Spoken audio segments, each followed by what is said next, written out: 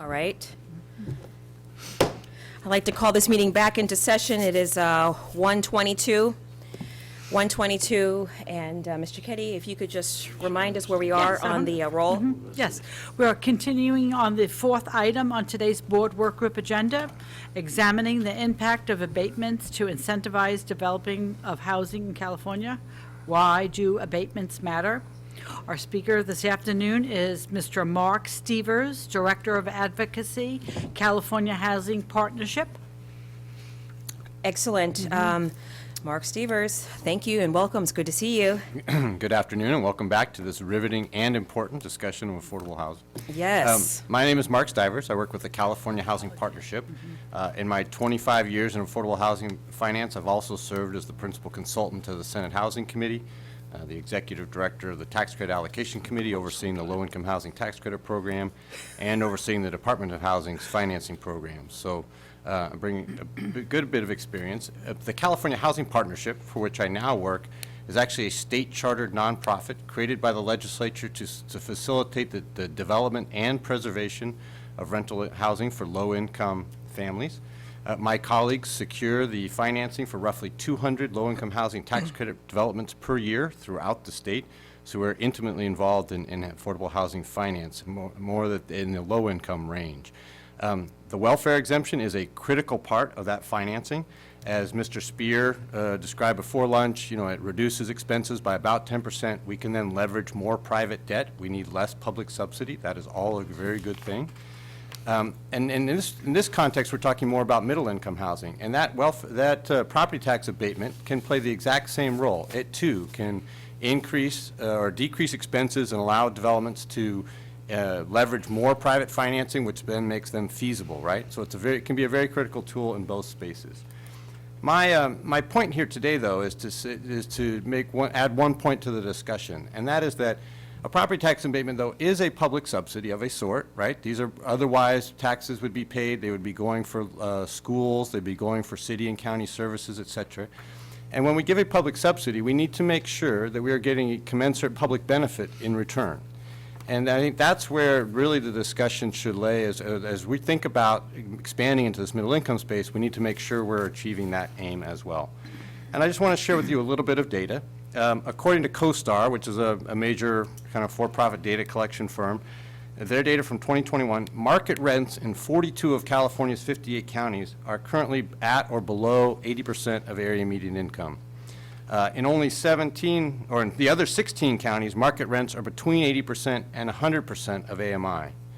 So we're talking here about a property tax abatement for developments that could go up to 120% of area median income, which is in all counties again above the general market level. Now, there are individual zip codes and submarkets within those counties where rents are higher. That is true, and then there's more of a public benefit. But we need to make sure that if we're going to provide a property tax subsidy, that we have rents below the general market, or at least the market for that area.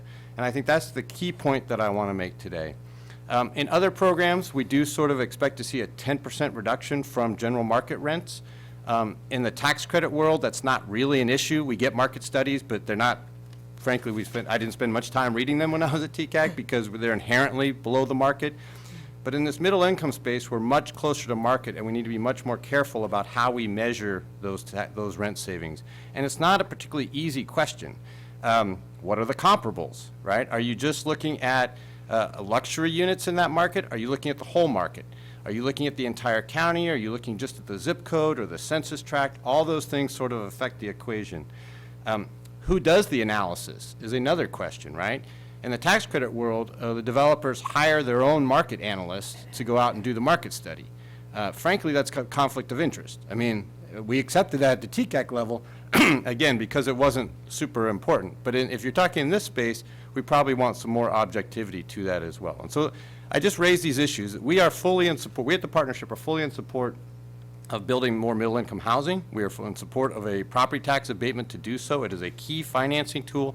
But as we go down this road, we just need to make sure, we all need to make sure that we are getting a commensurate public benefit for that public investment, and that should be in the form of rent savings below where the general market is, at least for that development. So that, I will stop. There were a number of questions from earlier in the day that I have experience with, if you want to come back on them. For example, like why The property tax exemption currently requires public financing, et cetera. I just was in the Capitol when those all occurred, but I'm happy to take any questions that you would like. Actually, you could start there. You can answer that question. Love to hear your Yeah, so that opinion. goes back to 2000, and prior to 2000, you did not need public financing to obtain the welfare exemption. Again, the welfare exemption is just for low-income housing, not in this middle-income space. And what was happening down in LA is that, frankly, that slumlords were kind of recording their own regulatory restrictions against the property. No one was monitoring them. And they were basically getting property tax exemptions for properties that were not well-maintained and were not monitored, and there was questions about whether the residents were even getting the property tax benefit in terms of lower rents. And so a bill was passed back in that time to say that, you know, there needs to be a public entity involved here, right? And the way that they get, and public entities generally would not record a regulatory agreement that we talked about before unless they have some money in the deal. So there's no requirement on how much money in the deal, and there have been discussions recently about, you know, just giving $1,000 to a development so that they, but even then, though, there is a public entity that is engaged, that is overseeing it, making sure that whatever rent savings were promised are delivered over time. And so that's kind of some of the history of that. There's pros and cons with everything, of course, and I don't think for legitimate affordable housing deals that it's not that everyone wants the public financing to be involved in the deal per se, is that they want oversight to make sure that the properties are well maintained and the property and they're providing the benefits as promised. Mr. Gaines? Yeah, I'm just curious, are you familiar with the welfare exemption process through the BOE? I have never done it myself, but I Okay. am quite familiar with it, yes. And I think going back to what some of the speakers have talked about previously, the biggest issue that we're hearing from the affordable housing development community right now is the amount of time that it takes to get those welfare exemptions approved. And so they're assuming that they are assuming from the get-go that they are not going to be paying property taxes. But in reality, what happens is that they pay those taxes, and then they get them reimbursed a year, 2, 3 years later when the property tax exemption is approved, and they have to float millions of dollars for a couple years. And that is becoming a huge hit onto these developments where the cost is already high, the financing is already very tight, and we're asking them to float millions of dollars. And so that is one place that we all, I think, would agree to, would love to work on, and we may be interested in doing some legislation on this next year, which is to try and have kind of a pre-approval process, or you know, the certain state programs, are just, as one of the speakers was talking about, just sort of automatically approved. Now, at some point, the developers will have to show that they did occupy all those units with qualifying residents, and if there's an issue, we can always true it up and they can pay the back taxes with interest later. That would be much cheaper than having to pay the whole bill up front and get reimbursed 2 years later. Right, and then it sounded like there was a dual approval process through the county and then through the state? I believe that is also correct. I'm not very intimately familiar with those details, but I can get Okay. back to you on that. Okay, and can you speak to Assembly Bill 1206? Yeah, so that, You're familiar with it, so. Yeah, I am familiar with it. I'm not involved in it, but I am familiar Yeah. with it. And so that is a little bit of a different issue than what we're talking about here in the middle-income housing space, right? So that bill relates only to the welfare exemption. It only relates to low-income units that are at 80% of AMI or below. It's not expanding the welfare exemption or any property tax amendment above 80% generally. But the issue is that the tenants have to be below 80% AMI when they enter the unit, right? And then what happens when their income goes up a year later? Right. Now they're above 80%. And in the low-income housing tax credit program, that's fine. We only look at your income when you enter the unit. We don't look at it thereafter, or at least it's not relevant to whether you can continue to occupy the unit. For the property tax exemption, though, the welfare exemption, it does matter if your income goes up. And if your income goes up to 100% or 110 or whatever it is, above 80%, the developer loses the tax exemption on that unit. And they don't really have an ability to evict that person for having their income go up. That's not good policy anyway. We don't want to penalize people for having their income go up. We want them to go up over time. But yet the developer then takes a hit financially, again, to a development that has fairly tight financing, and they can't predict that. And so in the tax credit units right now, there was a law passed 4 or 5 years ago that says the developer continues to get the welfare exemption on that unit as long as the tenant's income stays below 140% AMI. So this is not a 140% AMI unit. This is an 80% unit that the tenant's income has gone up. Yes. And so the bill that's before you does the same thing for land trusts, I believe. And it's just a function of, we don't have to evict over-income, what we call over-income tenants. But it is not a welfare exemption for 120 or 140% units. I just want to clarify that. Yeah, okay, that's great, thank you. Yeah, very helpful, and, yeah, any suggestions you have on how we can be more efficient in our process, because obviously that'll be an area that we'll be looking at to try to. Yeah, and I speed think up. there are some bills that have said in smaller contexts, I think Mr. Young was talking about the Habitat for Humanity exemption, where they can get the exemption when they buy the property, as long as there's a deed restriction on it, that it will be used for affordable housing. I think that's one of the things we want to look at in the Okay. low-income housing space. All right. We could save money while the project is getting its financing, and then also maybe another option is the pre-approval process, where as soon as you have an award from the HCD or the tax credit committee, you can then just be kind of automatically qualified, subject to true up later. All those, I think, would be super helpful, and Great. we plan to put something together on that this fall. Wonderful, thank you very much, that's great. All right. How about on this side? Any questions? No? You answered yours. Is there any other wisdom you want to impart upon us? I don't know if I've imparted any yet, but we thank you, Rich, for this opportunity to have this discussion about middle-income housing. We're very much engaged and would like to be a part of that conversation, and I think we can build more housing and we can ensure public benefit at the same time. Thank you very much. Thank you for weighing in on this conversation. Yeah. Stay close to the BOE. I'll be here. We're going to be making moves. I live right down the street. I'll see you. Okay, excellent. Thank you.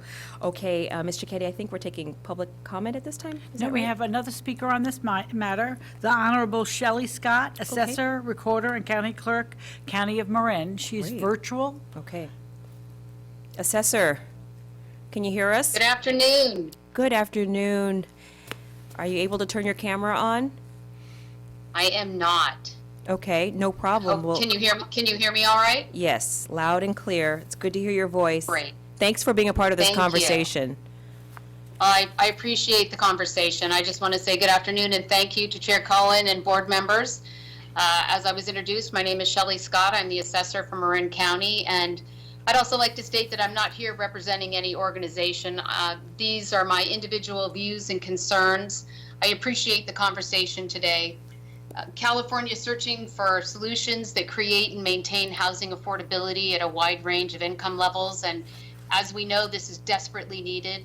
The lack of affordable housing isn't just a local, regional, it's a national issue as well. And, you know, I know we're looking for ways to address that missing middle. And I know that newly formed joint powers agreements have been created.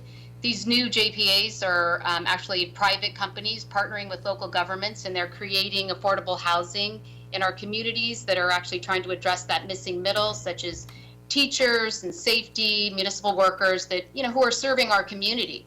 And I have two of them here in my county. And the affordable gains are relatively limited compared to the foregone property taxes that could be used for other public services.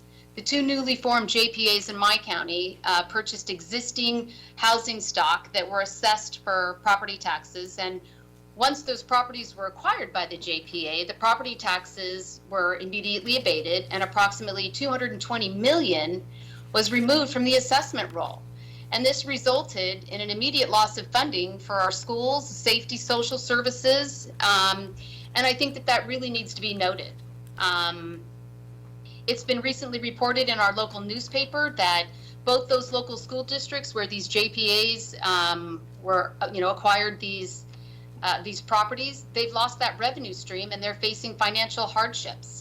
One school district actually cut its TK program, which is transitional kindergarten, and the other school district has made staffing and program cuts. And this is really concerning.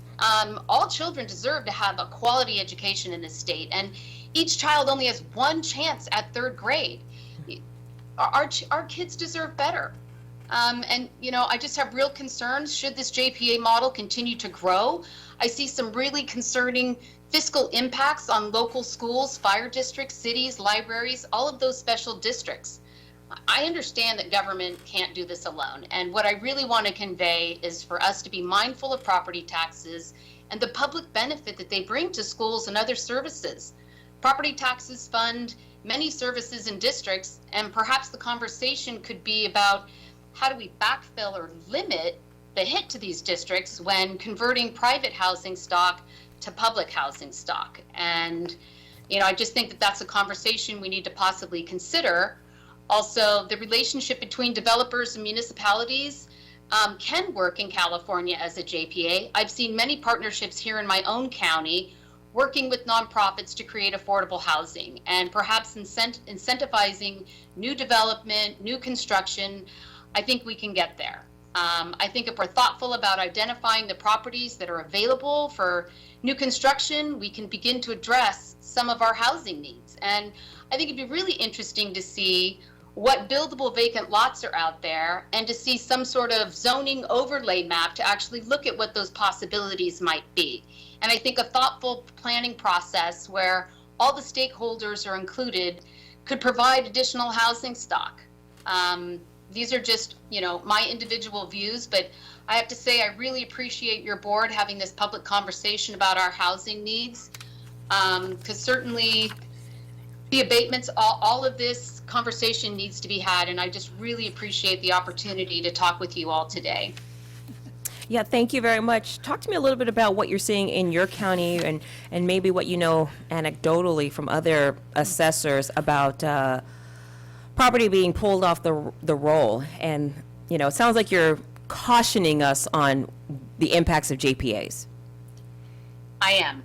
And I just think it needs to be thoughtfully done. I have some concerns around the bonding and financing structures around it. I don't see a lot of public benefit with some of the private models that I've been seeing. Certainly the nonprofits, the underwriting there with the financial provocations are certainly, that debt load service is certainly significantly less. So I think that existing housing for new construction is really the way to go when we're modeling that JPA. All right. Mr. Vasquez has a question for you.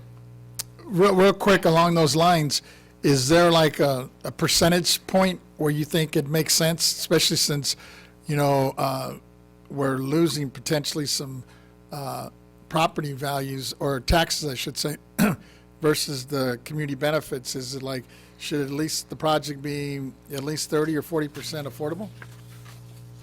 I think if it's new construction, we can stay out of that critical zone. I certainly don't have a number. I think a deeper dive and an analysis would have to be done to find out what that might be. It's a great question, Member Vasquez. I appreciate you asking it. I really, truly think the way to really have the best benefits all the way around is to create the JPAs where it's actually new construction. Okay. I don't see any other questions. Let me see. Senator Gaines, do you have any questions? All right. All right, Assessor. Thank you. I don't have anything else. If there's nothing else for you, we can let you go. All right. Hey, thank you so much. Have a good day, everyone. Thank you very much. Bye-bye. Okay. Ms. Cicchetti? Yeah, we were just going to go to the AT&T moderator on this item, and then we'll move to the next item. AT&T moderator, please let us know if there's anyone on the line who would like to make a public comment regarding this item.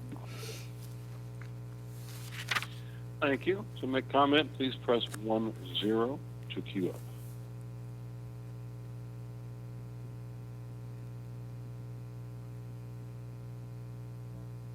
And we have no callers in queue. Okay. Thank you. We're moving to the next item. The Please. fifth item on today's board work group agenda is exploring a statewide solution, what makes sense for California. The first set of speakers that we have are from the City of Los Angeles. We have the Honorable Gil Cedillo, Council Member and Chair, City Council, Housing Committee, City of Los Angeles, and Ann Sewell, General Manager, Housing Department, City of Los Angeles. All right, thank you very much. I'm going to call the general manager from Ann Sewell from, I'm calling the city of Fresno first. Matthew Grundy, are you on, Mr. Deputy Mayor? You're here. Fantastic, you're here in person. Come on down.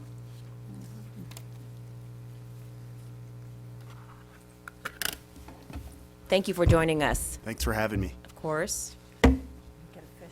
Oh, okay. You can call me that, too. All right. All right, ladies and gentlemen, we've got Matthew Grundy. He's the Deputy Mayor of the City of Fresno. Please, take it away. All right, well, good afternoon. Thank you, board members and Madam Chair, for having us here today. Come on behalf of the City of Fresno and send my well wishes from Mayor Dyer, who unfortunately could not be here today, but on behalf of both the mayor and our entire administration, really glad that you'd invite us to be a part of the conversation here today. A little bit of context leading up to, I guess, our comments.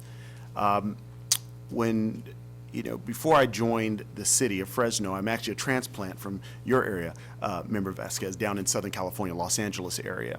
And when moving to Fresno, I was a little bit shocked about the state of affairs in terms of housing. And I went there to take on the role as CEO for Habitat for Humanity and worked up and down the state and across our nation in terms of working on Habitat strategic goals leading through our 50-year anniversary here in 2 years. And when I arrived, I found myself telling my colleagues and my counterparts in the Bay and LA that, hey, the city of Fresno is one day going to become the pressure valve release for high-cost housing in the Bay and LA. Now, no one had, I think at that point, the crystal ball to know that the pandemic would accelerate that change, but we've seen it actually happen in record numbers. The city of Fresno, as many know, is the 5th largest city in the state, but year over year, we've had the highest median rent increase in the nation at 40%. We lead New York City, New York, who's at 39.9%, and most folks don't know that, so we're glad to be at the table representing the Central Valley. While most large cities and states in the state have seen a population increase, City of Fresno is one of a few that's actually seen an increase. So I know earlier we were talking about folks leaving California. A good portion of those folks are finding themselves to a sliver of California called the Central Valley. We've seen an inundation of folks making cash purchases for properties in our area. I speak with a lot of developers regularly, and most of them tell us the #1 hits on their websites for selling homes are right here from Sacramento and folks moving from the Bay Area, and that's what we're seeing there. What's interesting about that is that this influx of folks is actually pricing out our locals.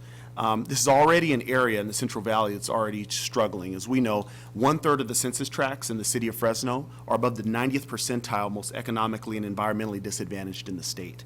So when you have this influx of folks coming, purchasing and buying up local real estate, we're seeing locals priced out. While housing is still yet affordable relative to other cities in the state, and our wages are climbing at a clip faster than any other city in the state year over year, we're not dissimilar to other cities in our state that have our own very unique challenges. And so several months ago, the mayor asked that I take the lead on crafting our city's One Fresno 3-year housing strategy. And the effort there was to diagnose our housing needs by affordability level and unit type across the housing continuum, and then make recommendations on how we can remedy those issues. Our findings led us to putting forth 47 recommendations that call for a capital contribution of over $250 million over the next 3 years. The layering of those dollars and capital stacks will help us produce, or create an environment, I should say, to produce, preserve, and rehabilitate over 7,000 affordable units and over 4,000 market rate units. Unprecedented numbers that we'd see in our area. But despite those historic investments on our part, and the mayor, frankly, just for this fiscal year, set aside $40 million in ARPA funding to help jumpstart the housing efforts that we've recommended, in addition to other entitlement dollars that are being layered on top of that. Despite those historic investments, board members, we've unfortunately, those numbers will only get us to 25% of our housing need. So we have a long way to go. We know certainly we didn't get here overnight. It was mentioned earlier, we didn't get here on accident. We didn't get here overnight either. So we have some work to do. And so it's for that reason we are in support of deploying every possible arrow in the proverbial quiver to help us get our way out of this problem. And that's why, and I appreciate the previous person's comments. I would say, assuming we backfill the dollars, a big caveat, and I'll mention that in a moment, come back to that in a second, but assuming we backfill the money, we are in support of leveraging property tax exemption to help us meet the needs of our local housing crisis. Particularly for ownership housing, nationally, 60% of households are owner-occupied, 40% are renter-occupied. In Fresno, it's opposite. 40% are actually owner-occupied, 60% are renter-occupied. And so we're trying to accelerate the ownership conversion of housing and purchasing of housing. I'll also say that 1/3 of households nationally are cost burdened. It was mentioned earlier, as defined by 30% or more of your income being paid for housing. It's 2/3 in Fresno. So our renters are challenged. And again, we talk about the missing middle. I know HCD and others, it's no secret that they've shared that now recently over 1 in 3 Californians are of the moderate income makers are now cost burdened. And so it's not just the have-nots, it's not just those people, it's us people, and I know that's why we're here today. And so to this end, I'll kind of end where I started. Supply and demand tells us that the future of our state's housing prospects are actually tethered to high growth areas, Fresno being one of those. And so your people, and I speak to everyone in here listening, are going to be our people, or are our people currently, and which are all of our collective people. And so I go back, I'll just say a word of caution, in terms of backfilling the dollars. We're all in support of this. However, in the city of Fresno, 1/3 of our revenue is comprised of property tax revenue. So if we do not backfill those dollars, a word of caution, we wouldn't want to have a unintended consequence of being unable to provide the other critical services our residents desperately need for the sake of solving this issue. And so I know it's a bit of a Rubik's Cube to solve, but I appreciate you all for being a part of this and everyone else today who has weighed in on the matter. All right, so, do you have a question? No? Okay. We're going to pause here. We're going to hear from a few other speakers, just all on the topic, and then we'll reserve our questions altogether. You can stay here. All right. So next I want to see is the Honorable Gil Cedillo available?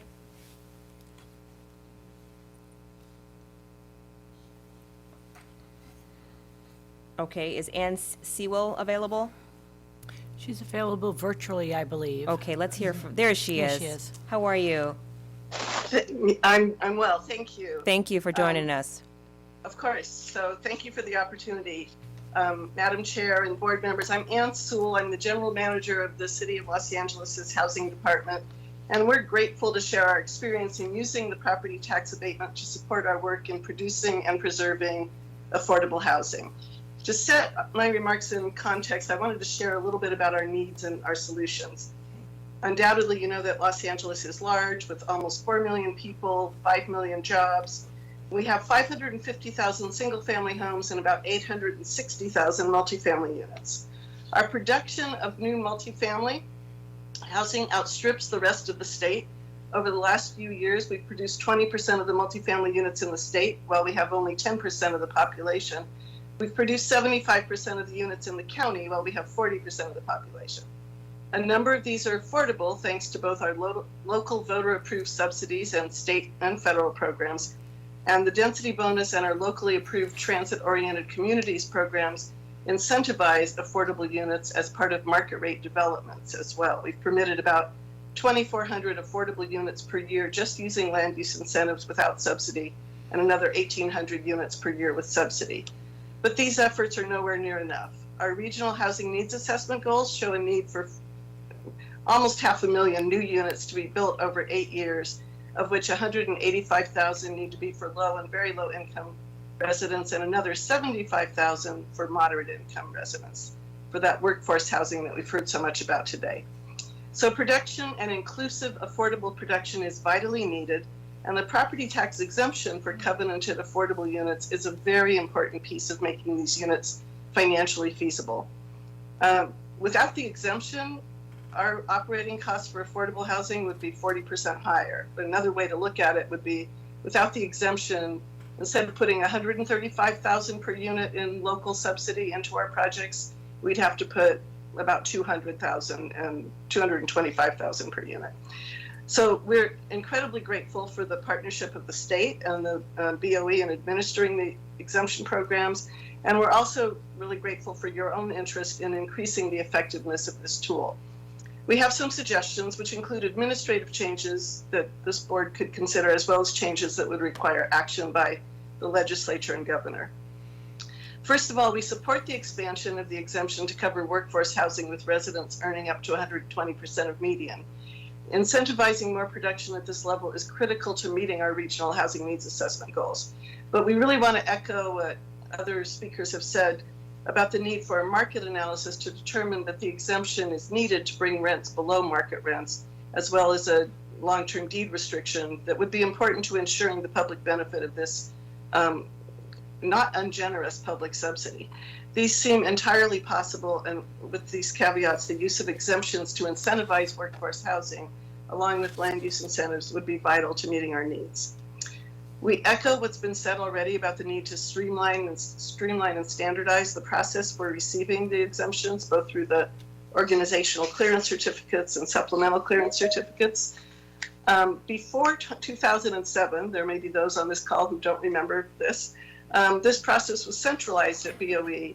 After that, it was shifted to each county assessor's office, so we have 58 different ways around the state of getting our welfare tax exemption for affordable housing, all of which have slightly different ways of doing things and differing requirements. It would be helpful if BOE could, if not take it back and centralize it, then definitely require that all counties follow a recommended process rather than adding additional requirements on it and taking more time. Similarly, it would be helpful to streamline the applications and the reviews so that projects only had to report on changes each year rather than submitting 100% of the information every year. So if, for example, a 100-unit property was fully qualified in year one, in subsequent years, owners would only have to report on move-ins, move-outs, and any tenants whose incomes rose over the limit in each year. Affordable housing projects should be allowed to obtain exemptions as soon as an affordable covenant is recorded on a land site, rather than waiting until the project is completed and placed in service and then requesting a refund. So right now, affordable housing projects must pay their property taxes, and then once they place the project in service, they can request a refund, which is just more expense, more paperwork for everybody involved. This one is perhaps my own thing. Many state and local programs these days, from the Affordable Housing Sustainable Communities program to infill programs to the things that we're doing locally, encourage using sites to meet multiple needs, such as housing, health clinics, or childcare on site. It would be helpful to allow property tax exemptions for all uses on a project if all are nonprofit uses that would be eligible for an exemption, even when an affordable housing development owns the site and leases the space to other nonprofit users. An example of this is an affordable housing project that we subsidized in Los Angeles on a church parking lot that included 49 housing units, parking for the church, also an exempt use, and a child care center operated by the YMCA. All of these uses made sense together, and each were operated by nonprofit entities that could secure an exemption if they owned the site on their own. But in order to do that, they had to use a complicated air rights subdivision rather than using leases to accommodate the non-housing uses. Finally, I just want to note that 3 decades ago, when the low-income housing tax credits became a significant source of affordable housing, the legislature and the board realized that there was a challenge in an exemption system that provided exemptions to nonprofit organizations and a housing funding source that required that the owner be a tax-paying entity that needed tax credits. To resolve this, we required that the managing general partner of all tax credit partnerships be a nonprofit that materially participated in the development and operations of the project in order to be eligible for the exemption. Although this has supported the role of mission-based nonprofits that have a commitment to operating affordable housing well over the long term, it's also opened the door to nonprofits who operate primarily to technically fill this role, but who don't add capacity or resources to the partnership. It's perhaps time to review the efficacy of this requirement and find a better way, or at least a more targeted way, to effectively ensure the public benefits of having our nonprofit partners involved. It's been said by many of our development partners that affordable housing production is made really hard by the accumulation of reasonable requirements by multiple agencies, what they call the death of 1,000 cuts. The City of Los Angeles is constantly working to reduce our own contribution to these delays and administrative burdens, and we're very grateful that our partners at BOE are also engaged in this effort. Thank you for this opportunity. Of course, thank you for your presentation. We'll go through the list of presenters and then we'll ask questions. All right. Next, I want to bring down the Honorable Pat Locke Dawson. She's the mayor of Riverside. Ms. Sewell, just hold on tight. We're going to come back to you for questions. Madam Mayor, come on down.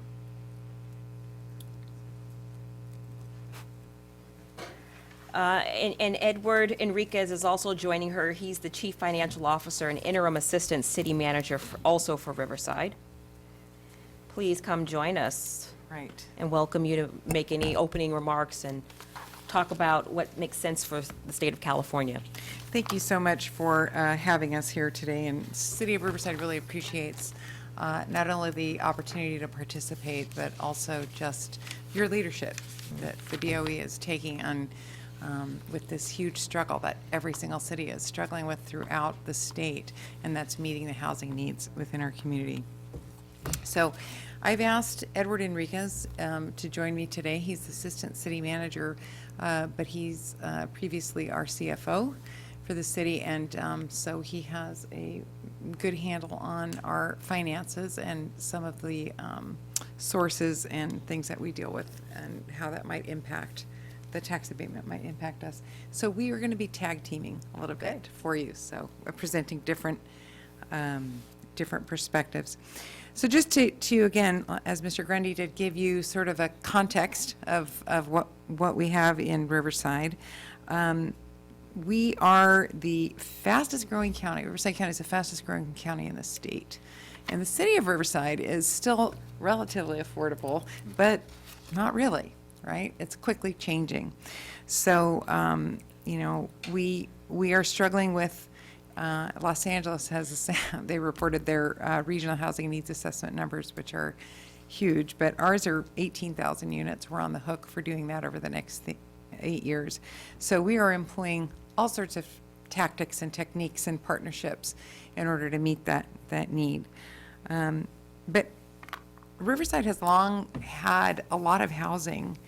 Unfortunately, we haven't had the jobs that go with the housing. We have a lot of out commuters. So we are constantly trying to balance this in Riverside with our housing. It's critical, but we have a good paying job and housing imbalance in the city of Riverside and the greater inland region. In 2036, the jobs to housing ratio, for example, is projected to be in Orange County 1 to 2.1, which suggests net in commuting, but Riverside County is the highest at 1.96, which suggests net out commuting. So more housing than employment creates a high level of commuters migrating outside our region. So as a city, we are constantly trying to balance this and bring that in. It doesn't mean we don't need more housing, but I'm just setting it as the context for you. So we are keenly aware of the inability of our region's workers to purchase housing due to the lack of middle-skilled and high-paying jobs. So that's something we're working on as well. And since the 1970s, Riverside County's population has been increasing, and we're the 12th largest city in the state, but Western Riverside County alone comprises 67% of Riverside County's population, so we have quite a bit. So that's our context, really, and I'm going to let Edward talk a little bit about what some of the challenges and opportunities are for various tools and incentives, such as tax abatement. So I'll let Edward speak. Yeah, thank you, Mayor. Chair, Honorable Chair, thank you for allowing us to be here and speak a little bit on this topic. Board members appreciate the opportunity. So just potential challenges from our perspective. Of course, while there's a strong need for affordable housing, as Mayor indicated, we're doing what we can. I'm not sure, maybe she'll talk on it, but I don't want to steal her thunder. We do have a robust pipeline of affordable housing projects currently going on. But there are some challenges. I haven't heard anybody speak yet to the redevelopment areas that we have. We have a significant amount of redevelopment project areas We have debt obligations of $160 million in those areas, and that in itself leads to potential problems with property tax abatement. I'll speak to that shortly. The 20% housing set-aside requirement in the redevelopment was discarded with a dissolution 10 years ago now. Having that 20% of incremental revenues to direct toward housing is really a lot different than some of the things I heard proposed earlier, having an apartment complex that was generating revenue become a not-for-profit and remove that revenue stream that may have been pledged as part of the redevelopment bond issuance. So challenges with that opportunity. For us as a mature city, a lot of our current projects are primarily infills, and so we're more susceptible to the conversion of multifamily housing projects to affordable housing. I think we find that developers prefer purchasing existing multifamily residential complexes because it's easier, and then most importantly for them, it's cheaper because the infrastructure investments already have been made, so they do not have to invest in that. And it's easy to convert to affordable housing. From a kind of finance perspective, putting some context for us, our general fund revenue is comprised of about 27% of property tax revenue. So it's a big chunk of our revenue. Of the total property tax that comes in, we get about 14 cents on every dollar. So we're a little lower on the totem pole. The school districts get about 45 to 50%. The county gets 20%. When these properties are converted, just as an example, you have a 100-unit complex that's converted to affordable housing with a low side value of about $38 million. The city would lose approximately $100,000 a year in property tax revenue over a 30-year period. Put that further into context, if these affordable housing projects were in the city's RDA areas, the losses would be significantly higher. I think most importantly, too, as we talk about this, if the projects are targeted in these RDA areas, revenue losses may delay the dissolution of the project areas or decline in residual revenue available to the former tax entities, including the school districts. So more state funding might be needed to make these agencies whole. So I think we have to look at these, look at a little broader perspective. We have been approached by JPAs, as I heard talk earlier. We've looked at, I've had the analysis done on those projects, and there's some concerns that we've had that we've decided not to move forward on them. Just financial reasons, didn't make sense for the city. The numbers were really, skewed from our perspective. Rather, I don't want to get into the details, but we have carefully looked at those, several that I've been involved in the last year, and just didn't make sense for us. So a lot of pitfalls that we need to be aware of as we go through this process. We're certainly on board with affordable housing, making sure that we can do that for our constituents and give people an easier barrier to home ownership or residential ownership, right? So with that, I will turn that back over to the mayor to continue her Thanks. discussion. Thank you, Edward. I appreciate that. And I'll just wrap up very quickly by letting you know that creating and providing affordable housing is a huge priority in our city. And so we've been doing all sorts of different things, and we have no shortage of affordable housing developers who are coming into our city. They want to meet with me on a daily basis because they actually can get it to pencil out through the different things that they're doing as well. But, I mean, the things that we're looking at within the city, we have, Edward mentioned this, but we have 600 affordable units in the pipeline right now that have been permitted and are coming online within the next year. But we're also looking at inclusionary zoning, which we don't have. So that's something, that we're looking at. We've also had a very robust accessory dwelling unit program that we are pushing for in the city of Riverside. Out of my office, I've held multiple workshops with the public and ensuring that our infrastructure and our public utilities is enough to make sure that we can handle additional ADUs. But we've just looked at many different tools. So that's all I just wanted to say is we are eager to see what potential opportunities there are for tax abatement, but please know in the city of Riverside, we've been grappling with the issue for some time and have a number of different Well, tell things us, what have already. you learned? What wisdom can you share with us? Well, I just, the fact that having a developer at the table from the get-go seems to be the way to go. And as Edward mentioned, if it pencils out, it pencils out, and that's something we've seen again and again.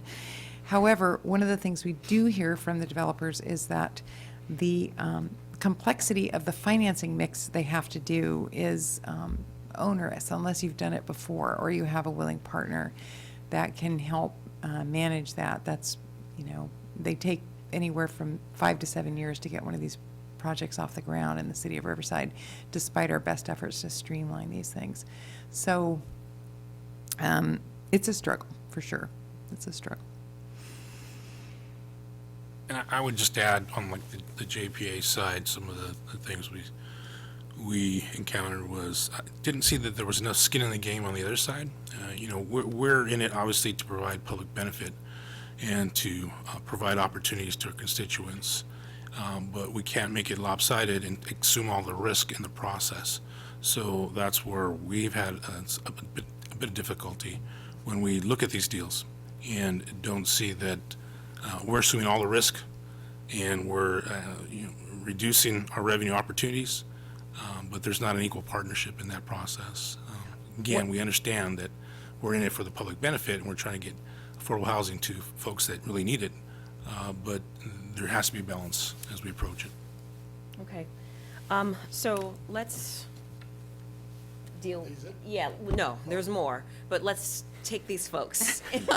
We'll do with this tranche and then we'll go with the second tranche, okay? And I'm sorry, Ms. Cohen, can I just close, please, by Yes. saying we, I don't want it to make it sound like we are against the abatement thing. I just wanted to let you know what the complexity of the issue is within our community and how we are really very happy to be here at the table and have our concerns considered. So thank you so much. Oh, you're welcome. And listen, I wouldn't frame it as doom or gloom. I mean, this is a conversation that we're having so that we can make an informed decision. Not everybody's going to be on board. Not everybody's going to see eye to eye. And we understand that. That's why you're here, to help us learn, to help share some wisdom, to share your concerns, what happens in Riverside County or what might be successful in Riverside County might not be the same in Colusa or Alpine or some of the rural parts of the state. So I just want to be very careful in doing our due diligence when we're connecting with folks. What's interesting to me, particularly with the both of you, is that you guys represent municipalities that are growing. And so if you are not dealing with a housing crisis, you certainly will be looking at one into the future if these migration patterns still continue to move. So I wanted to see, Mr. Grundy, if you guys had any opinions or thoughts or maybe wisdom you could share with us around JPAs. And real quick, and I want to invite, if Shelley Scott is still on the call, she can chime in as well. And I think we also heard from Ann Sewell, who was on, and if you'd like to also jump in, Ms. Sewell, you're also welcome to be a part of this conversation. I'll defer to others because the jury's still a little bit out for Yes. us with JPAs. Okay, all right. Let me see if my colleagues have any questions. Go ahead, Mr. Vasquez. I was curious, actually, I caught my attention when, Ann, when you talked about how the BOE in the past handled, or pretty much was the one source that you could just get your tax credits from. You didn't have to go county by county. When did that stop? My understanding is it stopped in 2007. Oh, a while ago. I don't know if that was or maybe 2008. I don't know if that was a Great Recession kind of thing. That was, not sure why it stopped, but it did stop. That was my second question. You know why it stopped, but so we need to look I into that. imagine it was cost and devolution of responsibilities to the local governments, but I don't know for sure. And then I know you've done several projects, because I was talking earlier to Councilmember Gil Cedillo, where I think in his district he came up with, and I think you were involved with this, 1,000 units, and of those, I want to say it was maybe 20 or 30% of them were affordable. Yes, yes. Council District 1 has been, one of the most productive in terms of not only subsidized affordable housing, but mixed income housing driven by the city's land use incentives, like the Transit-Oriented Communities Program, which goes way beyond the density bonus program to give incentives for people who will do 11% of the units at extremely low income up to 20% at low income. So yes, he has. Who was the I developer think on that project? These are primarily those mixed income projects are we see some affordable developers using those, particularly the density bonus incentives, but primarily the mixed income ones are for-profit developers. And I know you've done some pretty creative things in the downtown area to like repurpose a lot of the old hotel and a lot of the old buildings, historical buildings that are now coming online. And I know some of them are turned into, I guess like SROs or single, maybe one-bedroom units. What's been the process there, or is there anything that maybe we at our end could do to maybe expedite it? Because I know there's a lot of beautiful buildings down there that could be repurposed. Yes, I think it was 10 years ago, maybe even a little more, the city adopted the adaptive reuse ordinance for downtown, which has led to the creation of 40,000 units from old office buildings that converted to residential. Again, primarily market rate with a little bit of affordable based on land use incentives, primarily not using property tax exemptions, but part of the bigger community, which includes 65 single room occupancy hotels that had been working class hotels, in the 1920s, and now are being used for people who've been experiencing homelessness or for very low income working families. And those buildings completely rely on the exemption as a really important part of their financial feasibility. Was that Tom Gilmore back in the day? Some of the adaptive reuse, the mixed income, yes, definitely, back in the day. But I haven't heard much from him. So did something happen in terms of the incentives? Well, I think nothing happened in terms of the incentives, although we are redoing the downtown plan. I think what happened is we saturated the market with, in order to meet costs, to balance, to make the projects financially feasible, developers had to get rents of about $4 a square foot. So if you build a 1,000 square foot unit, you needed $4,000 in rent. And we saturated the market with those. And so we sort of, had a lot of, 40,000 units is a lot for downtown. And I think we ran out of economic opportunity there. Thank you. All right, next we have a question from Mr. Eppolite. I believe Assessor Scott is still with us. I don't know. Shelley, are you still on the call? Shelley Scott? The other speakers can address this That's as okay, well. yeah. I think Regarding she's gone. JPAs. Was your concern about tax rate areas on JPAs, that's what JPAs were affecting, was tax rate areas as opposed to the countywide pool? Not really. That it was an impact. It was just a couple of projects, but mostly it was the fees that they were charging. It was the structure of the deal. It was the AMI targets they had versus our standards, and try to get down to them when they're decreasing regular rents by only $100 a month. It doesn't make it affordable from our perspective, right? So there was a lot of challenges. One of those is the property tax reduction. We would have to get the rest of the taxing entities on board with that, and that's a challenge too with these JPAs, because it's just not us agreeing to it, even though it's in our city. We have to get the school district on board and the county on board to abate the taxes for these properties and take them off the tax roll. So it was a handful of things. It just wasn't one or two, because we might have been able to overcome those, but it was more than that, just as these deals were structured, and it was the same for the 3 or 4 that I talked to. Okay, let me see. Senator Gaines? Yeah, thank you. I had a question for Ann Sewell, if I could. You mentioned 2 aspects of the streamlining the welfare exemption process through the BOE, and you talked about a recordable covenant, and then if the project had received that, then you wouldn't have to pay the taxes. So rather than sending the taxes in and then having them returned a year or two later, you could prevent all of that inefficiency. So I'm just wondering, can you expand on that a little bit? I think that those are areas that we ought to be looking at here at our agency. Yeah, I'd be happy to. Thank you. I think a few years ago, there was a piece of legislation that was referred to earlier this morning benefiting community land trusts that allowed them to buy land intending to put it in service for affordable housing at a later date and start getting a property tax exemption that would be owed back if they didn't do so within 5 years. We don't do that for just regular nonprofit owned affordable housing that isn't a land trust, even if it's serving the same people in the same, rental housing type model. We require the regs. Honestly, I don't know if it's statute or regs, so I apologize for that. But they are required to place the project in service. So complete the construction and move people in before they can claim the property tax exemption.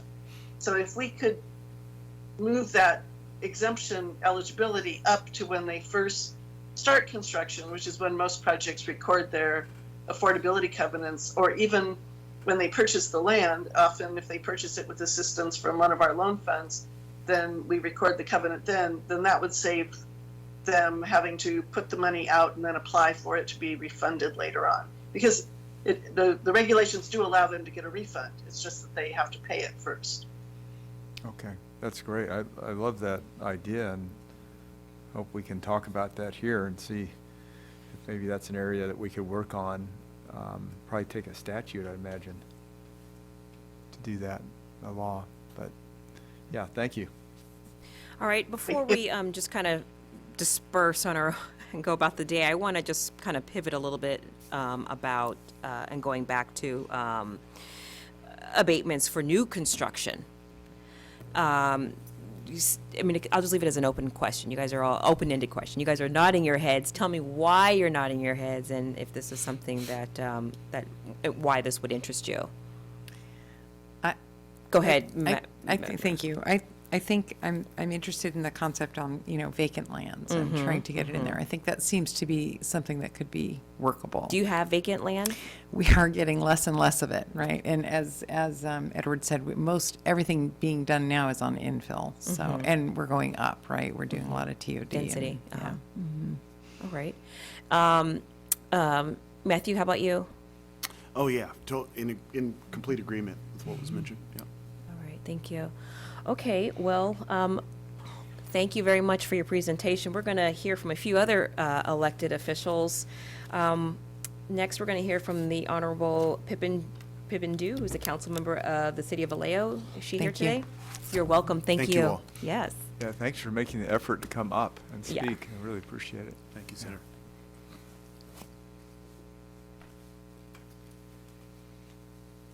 Councilwoman Dew, are you around? Are you on the call? All right. How about the Honorable Sue Heimerlich, Mayor of Santa Monica? I am here. Wonderful. Let's see you. There you are. Thank you for joining us. And do we have Tara Barakas? She's the executive director. I saw her come in, and there she is. Okay. Come join us. And then how about we have representatives from the city of El Centro and the county of Imperial. We've got the Honorable Tomas Oliva. Are you also with us online, Tomas? All right. And how about Jesus Eduardo Escobar? Okay, they'll catch up and join us later.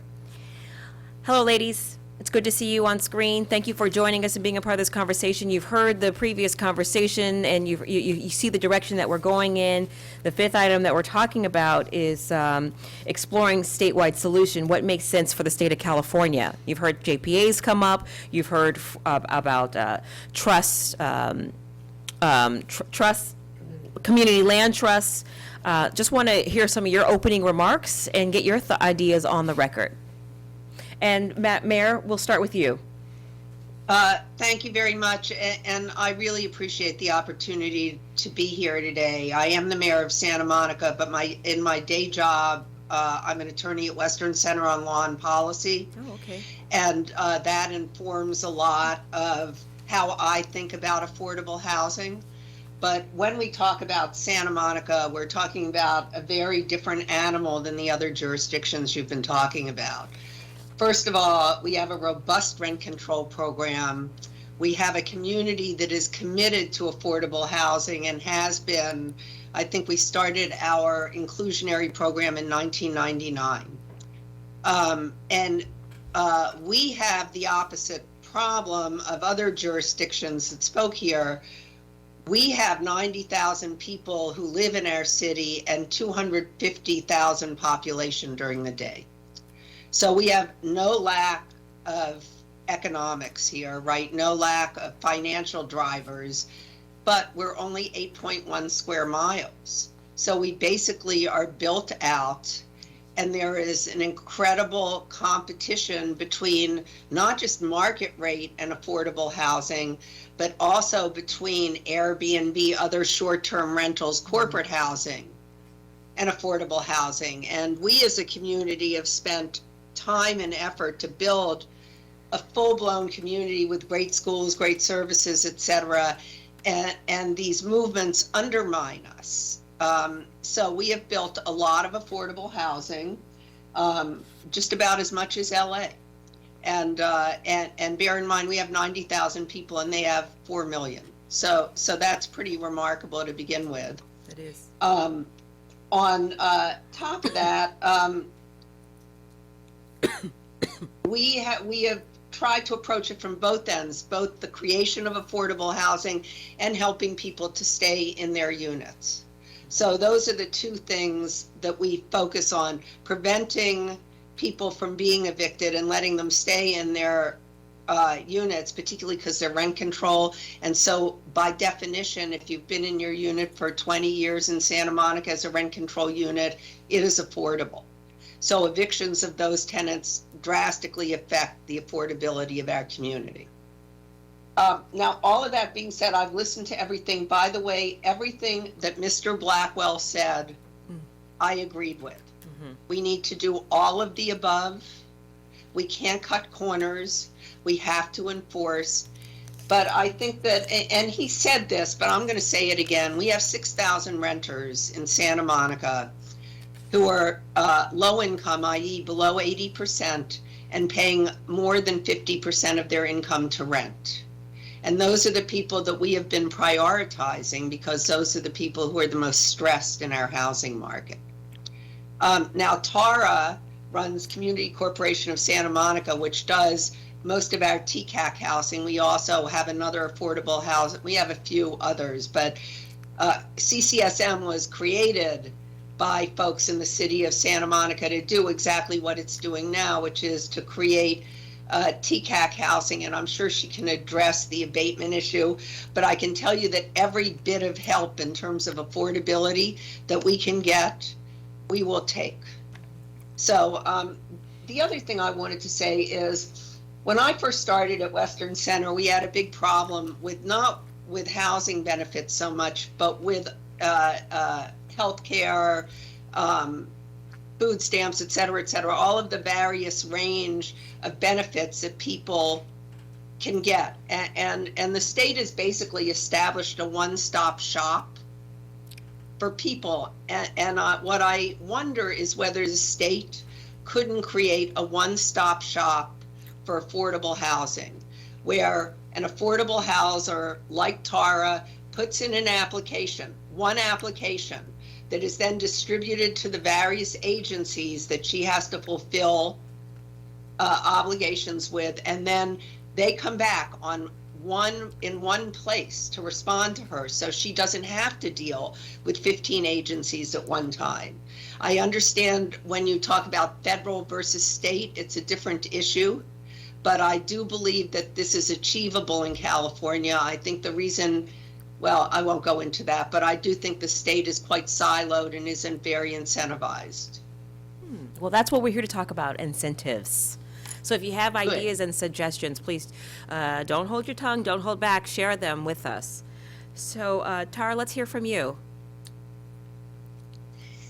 Great, thank you, and thank you for the opportunity to speak. My name is Tara Borauskas. I'm the Executive Director of Community Corp of Santa Monica. As Mayor Sue mentioned, we are a nonprofit based in Santa Monica, and our whole mission is providing affordable housing.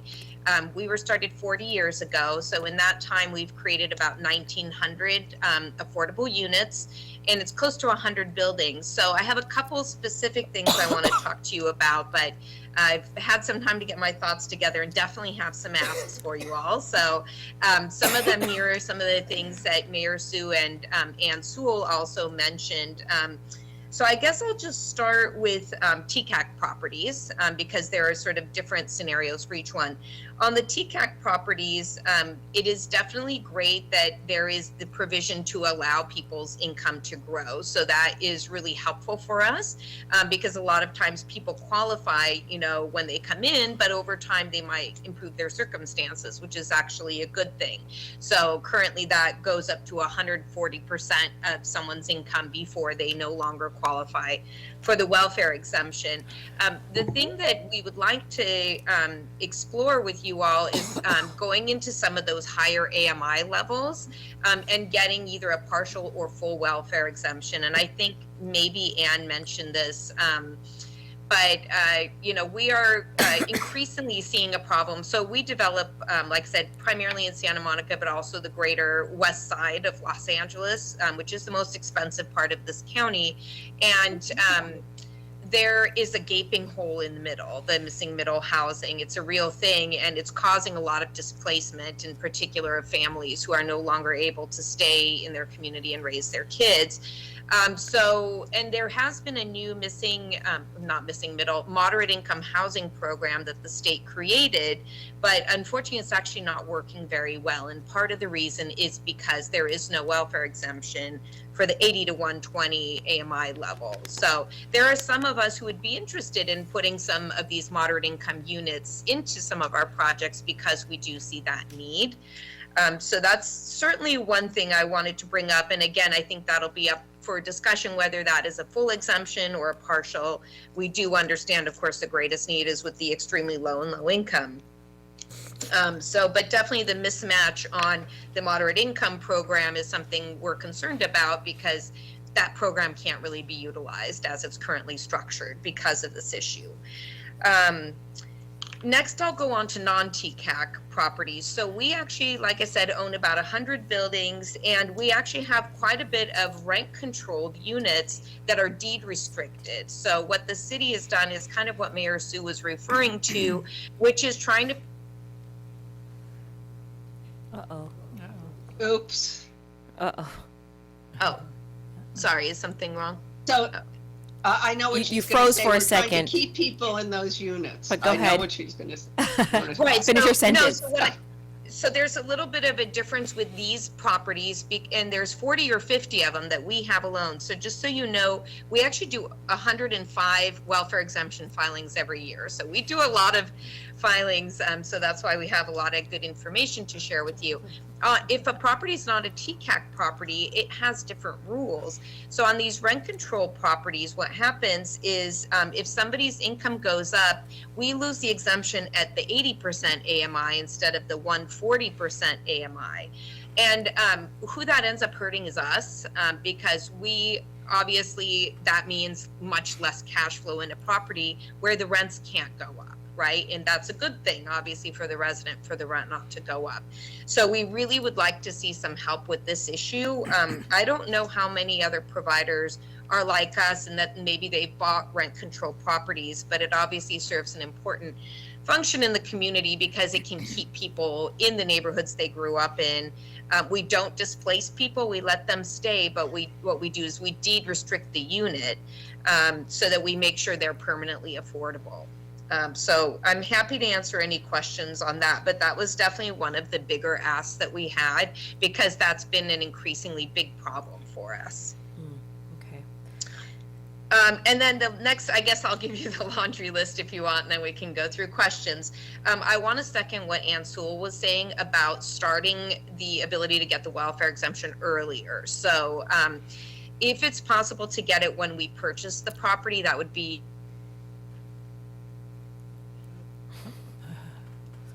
is we have to put out of pocket all of this pre-development money, which actually in Santa Monica, we can get a project going in about maybe 2 years from the time we buy the property, which is considered lightning speed in some other areas that I've worked in, just because, you know, sometimes the complexity of funding, it takes 3 to 5 years to line up funding. So in the meantime, we're holding these properties, paying property taxes.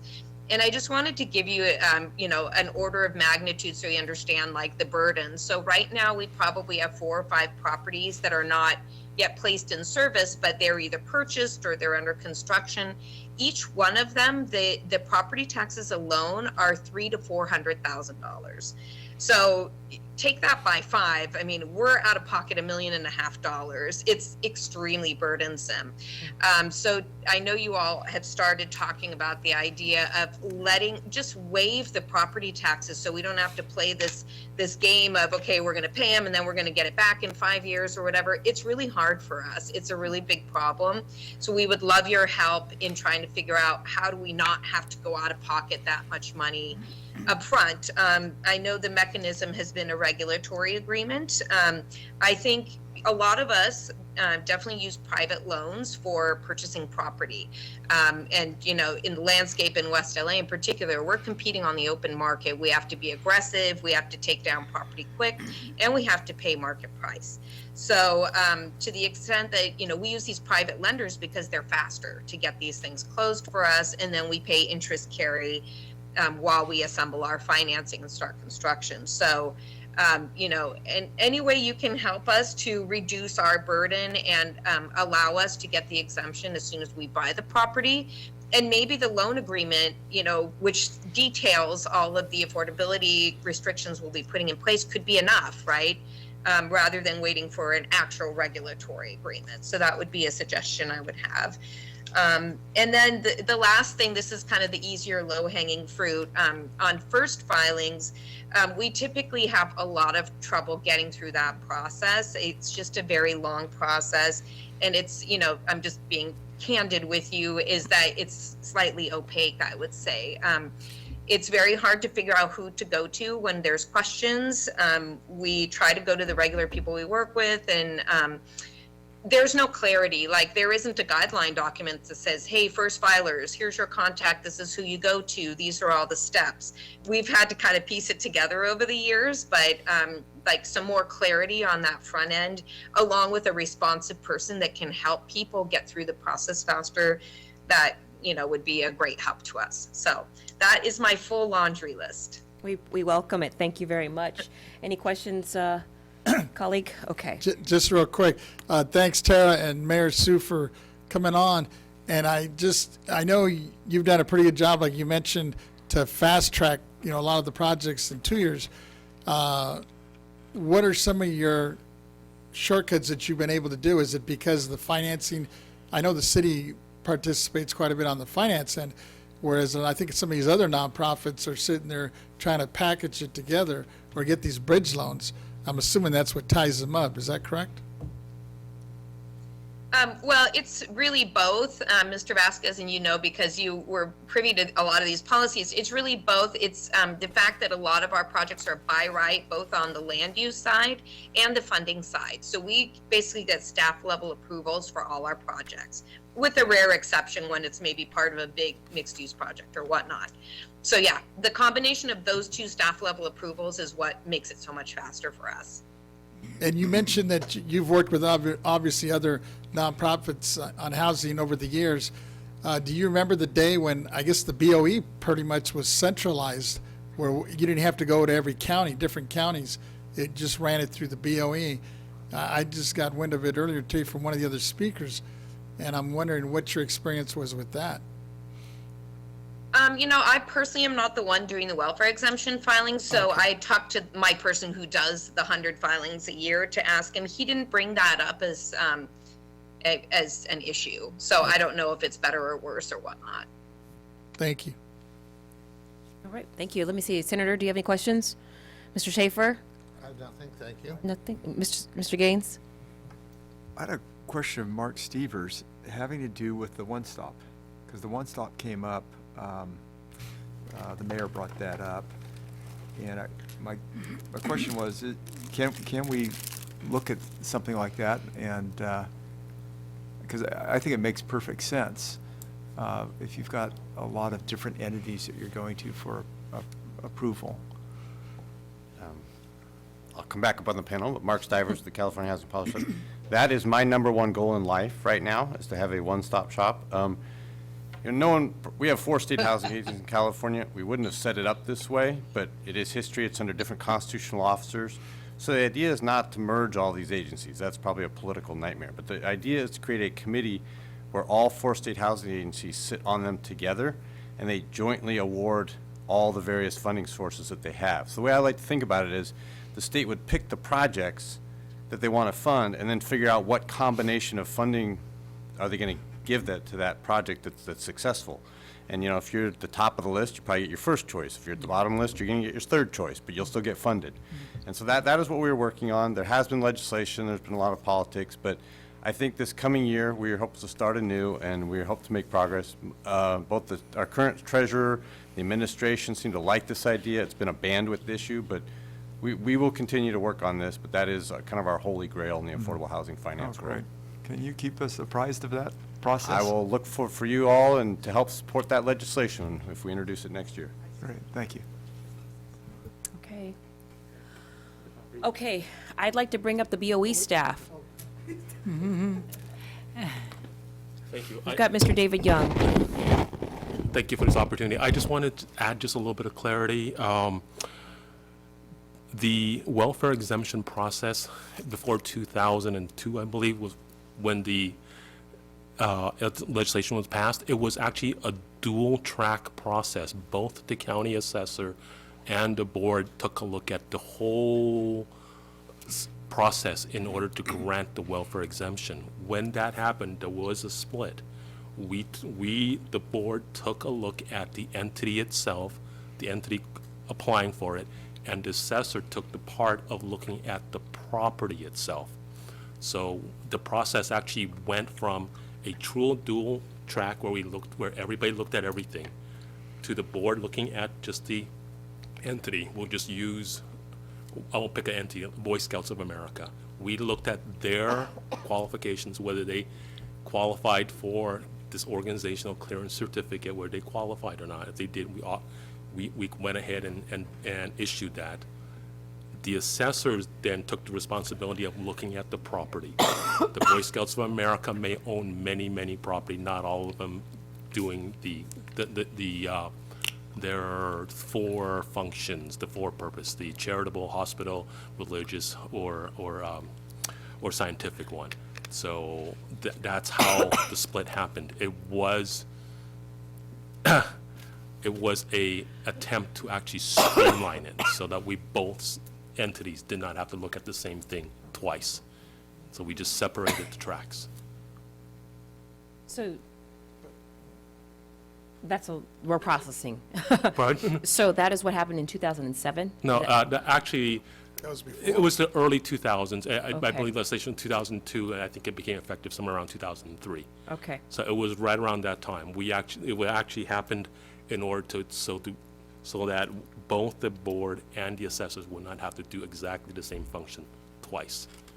But it sounds like it hurt a lot of the nonprofits as a result of it. Well, what happened is now, if an entity comes and asks for to qualify their actual their entity, we only do it once, and so that organization then gets it, and then for every property that they develop, I'll pick a XYZ company comes and says, hey, look, we want to build affordable housing. We take a look at their formative documents. They apply. We think it's okay. We issue an OCC. They may have, when they go out and they build a project, they will have to go to the assessor in which that project is located in that county, and they will have to apply for this project here, one in LA. If they do one in San Diego, they will have to go and get. But why are we making them do that? If we approved it, We approved the organization itself, just that organization, XYZ company, your organization fits the requirements in order to get this. But every project they develop may actually be a little bit different. So the use of the property is a local decision. The assessors are located there. Their job is to take a look at it and to make sure that the use actually qualifies. In that use is also the income requirements and everything. So they look at that. We look at whether they're organized, it's a 501c3, if it's general limited partner, they have the right agreements. We take a look at that portion of it. We have a question on the side. It's not Yes. a question, just a comment. confirmation. Because once the organization qualifies, the organization never has to come back again. Correct. Until it's disqualified. Correct. But each property on a one-by-one basis has to Exactly. qualify. And Yes. that's what the assessor's for, because the assessor is localized Right, for the property. correct. Mr. Gaines? Yeah, actually, that makes sense. But I think, maybe we can take a look at our process in terms of how do we make it more efficient so that we can turn that around more quickly, I think would be something we could take a look at to help the process. Absolutely. We're already in that process right now, and we've actually developed a checklist to go through. So we are making. That's great. I love that suggestion by Tara in reference to, how does she define it here? A guideline document with a name of someone that would kind of guide it through the process. So you're talking to one individual through that process. Right. Yeah, thank you. Of course. All right, thank you, Mr. Young. I want to go back to our online guests. I understand Mr. Gil Cedillo is joining us, the Honorable Gil Cedillo. Let's let him in.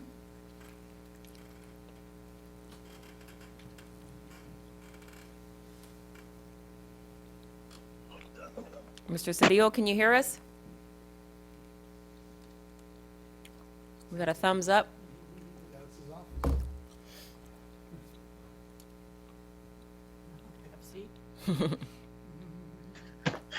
Hey, Gil, how are you? Good to see you. Rise and shine, everybody. All right, let's roll up our sleeves and get to work. Thank you for Yes. joining us. We really appreciate it. Now, we heard earlier from Ann Sewell, who gave us a phenomenal presentation about what's going on in the city of Los Angeles.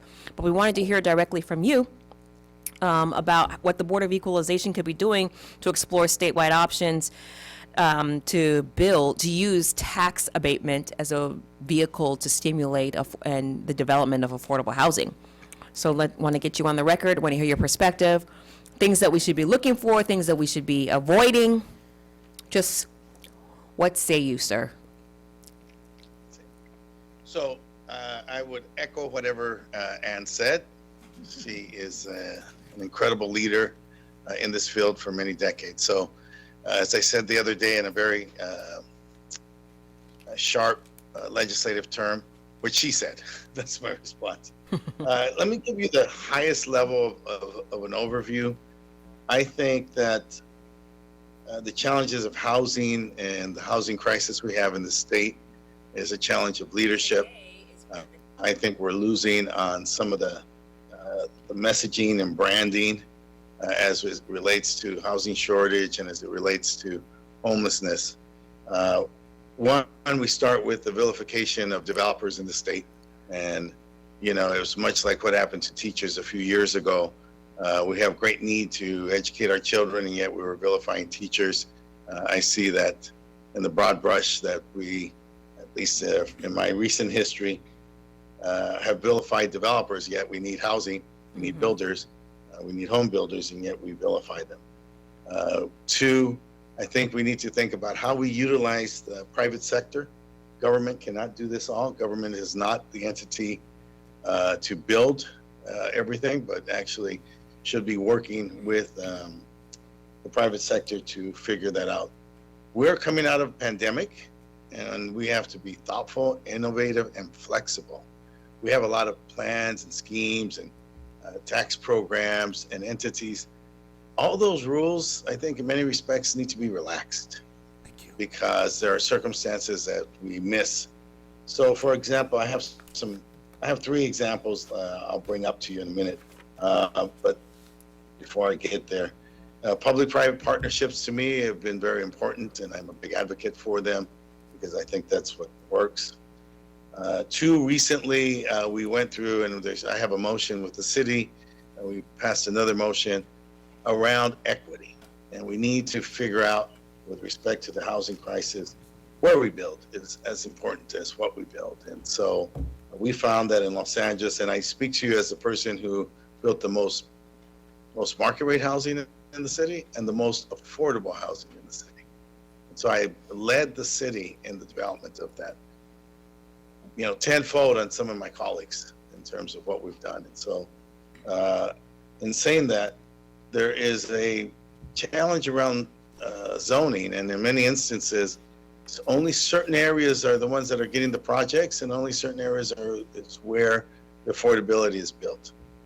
I think there's a couple ways to get away from that. One is in the zoning, being very explicit, and we had an incredible presentation of maps that showed us where the housing was and wasn't.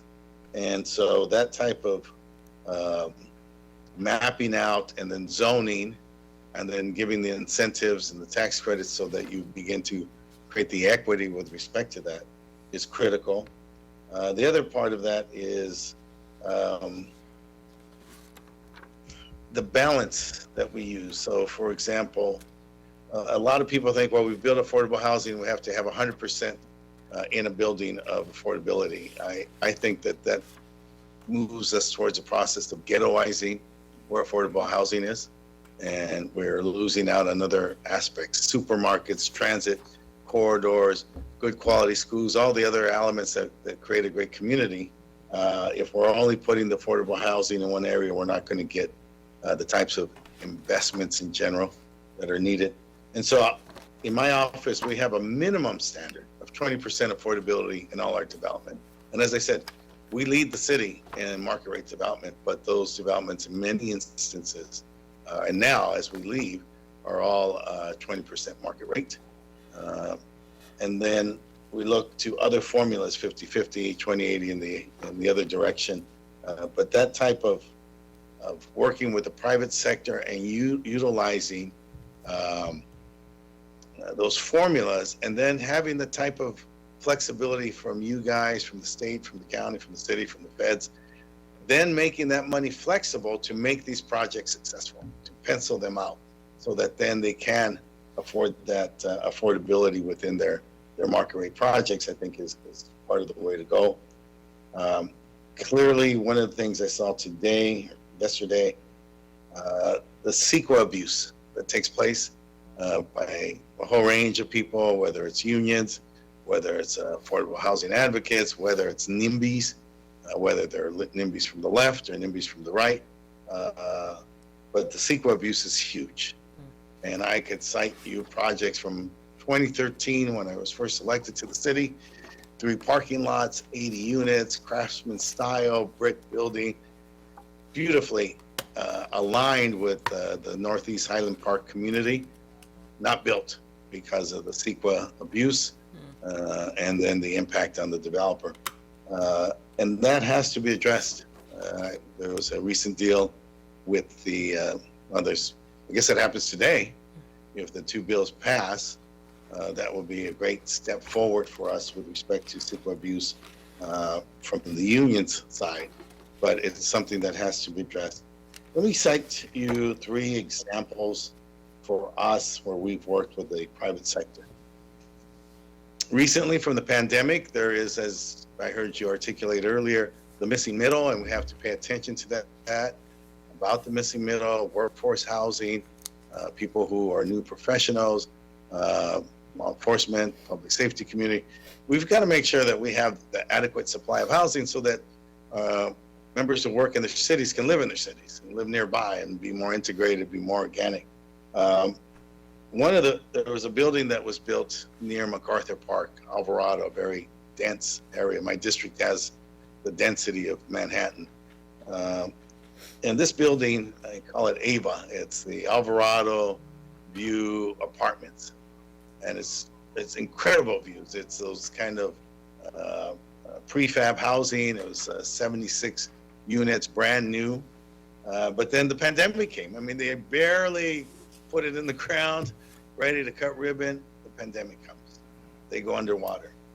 We were able, working with HUD, to purchase that And so as we moved 326 people out of MacArthur Park without rancor or fanfare, that became one of the options where we were able to place some people.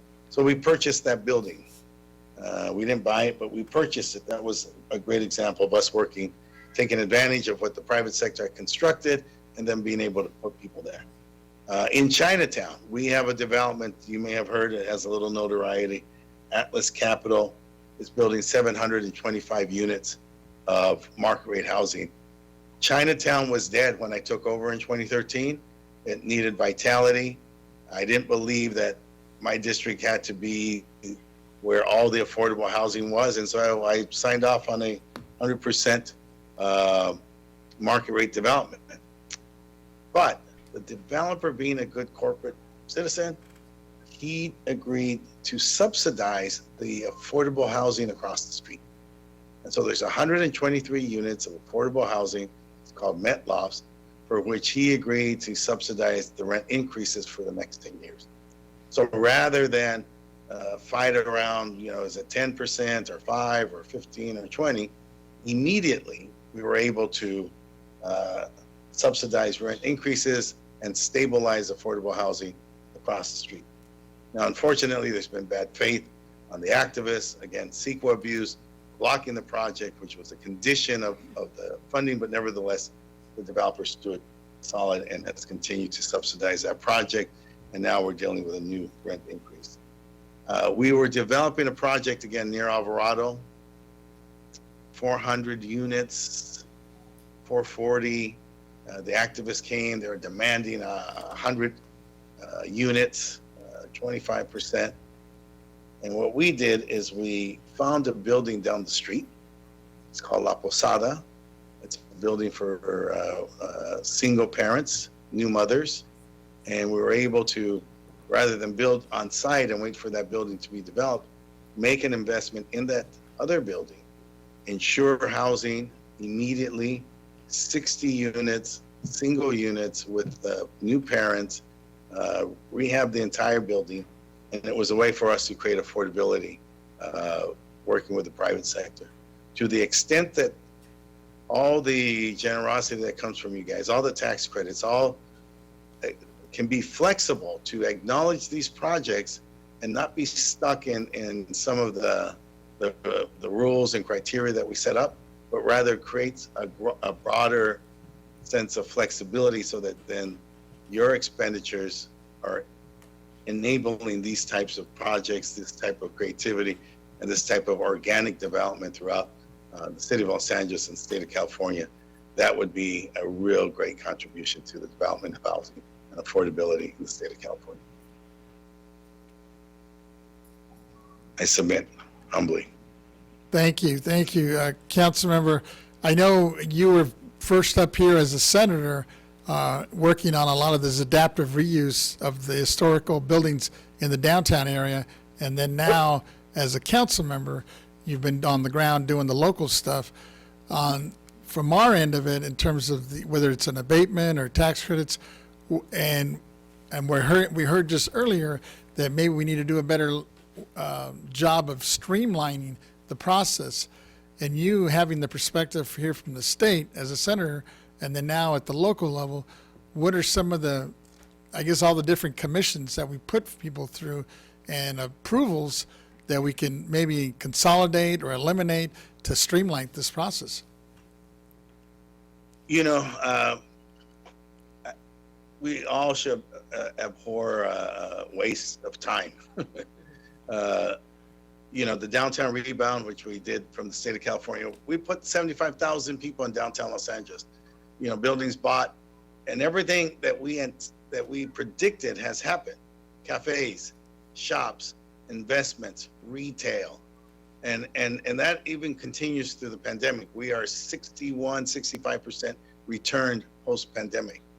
The pandemic's been challenging because the commercial buildings are vacant, and now with new attitudes about returning to work, concerns about safety, and a different type of culture and lifestyle, we have to assess whether or not, and the commercial building industry has to assess whether or not how long they stay there, or is this another opportunity for us to create more housing? So I've seen this from the front end 20 years ago with the downtown rebound. And yet I sat the other night at what was the cathedral, and I was reminiscing with the developer there, how we said we will buy this building, create a cafe, house a city library, build an auditorium, adaptive reuse, and all those things are happening. Everybody was at work. People were productive. It was very, very robust down there at 2nd and Main. I encourage everybody to visit if you come to LA. And so simply I'm saying, do all that you can to, one, have flexibility in how people use your resources, and two, to streamline. Because when you stall a project, like the project I mentioned, the one that was 2013 when I first came in, you stall a project, it can die. And that stalling up in Highland Park impacted their capital flow, impacted other projects they had, and really had an adverse impact, not just on that development, which didn't happen, but also on 2 other projects that they had. One didn't happen and one had to be modified. And the people in the community were like, hey, you promised a supermarket, hey, you promised all this. Well, it's difficult when you're waiting for the check to come as you plan.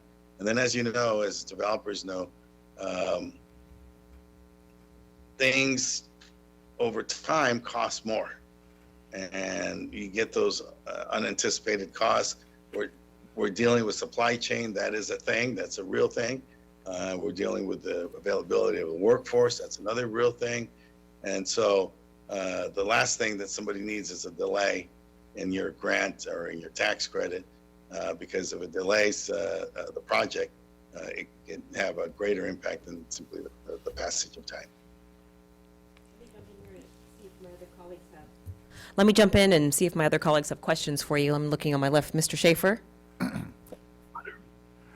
Councilman Mike Schaefer, I used to own 100 rental units, low income in LA, and I got to know the community and its leadership pretty well, and I'm very impressed with your service in the Assembly, Senate, and in the Council. I appreciate that you're mentioning how we beat up on our teachers when we need them, we beat up on our developers when we need them, we beat up on our city council members who we may owe the most to. Yes.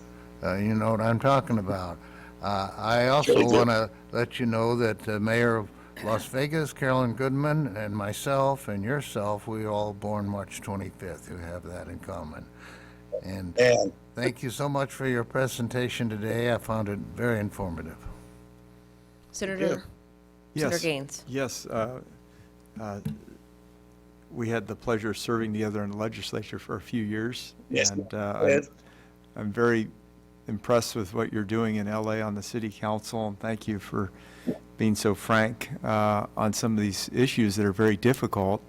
And what are your thoughts on CEQA? It sounds like maybe there's some relief. You mentioned a couple of bills moving through the legislature now, but is there more that needs to be done? Yes. So as you know, I wrote the brownfields cleanup. You probably voted for it. It was a bipartisan bill. But one of the concerns that we learned at that time and continue, and working with Jennifer Hernandez, who's a lead in the state on this, really thoughtful, super smart, is the abuse of CEQA. CEQA is a brilliant piece of legislation, and it's so significant. And now, as the whole world is focused on the climate crisis, it's so important for us. We've led the way in California. The laws of California are very robust. But what's wrong is for people to abuse it. It's designed to protect the environment, and it should not be used as a sword to stop development. And unions do this, NIMBYs do this, people from the left and from the right. And I think, so for example, I talked about that project in 2013 in Highland Park. $800, you go file your claim. Real simple. Yeah.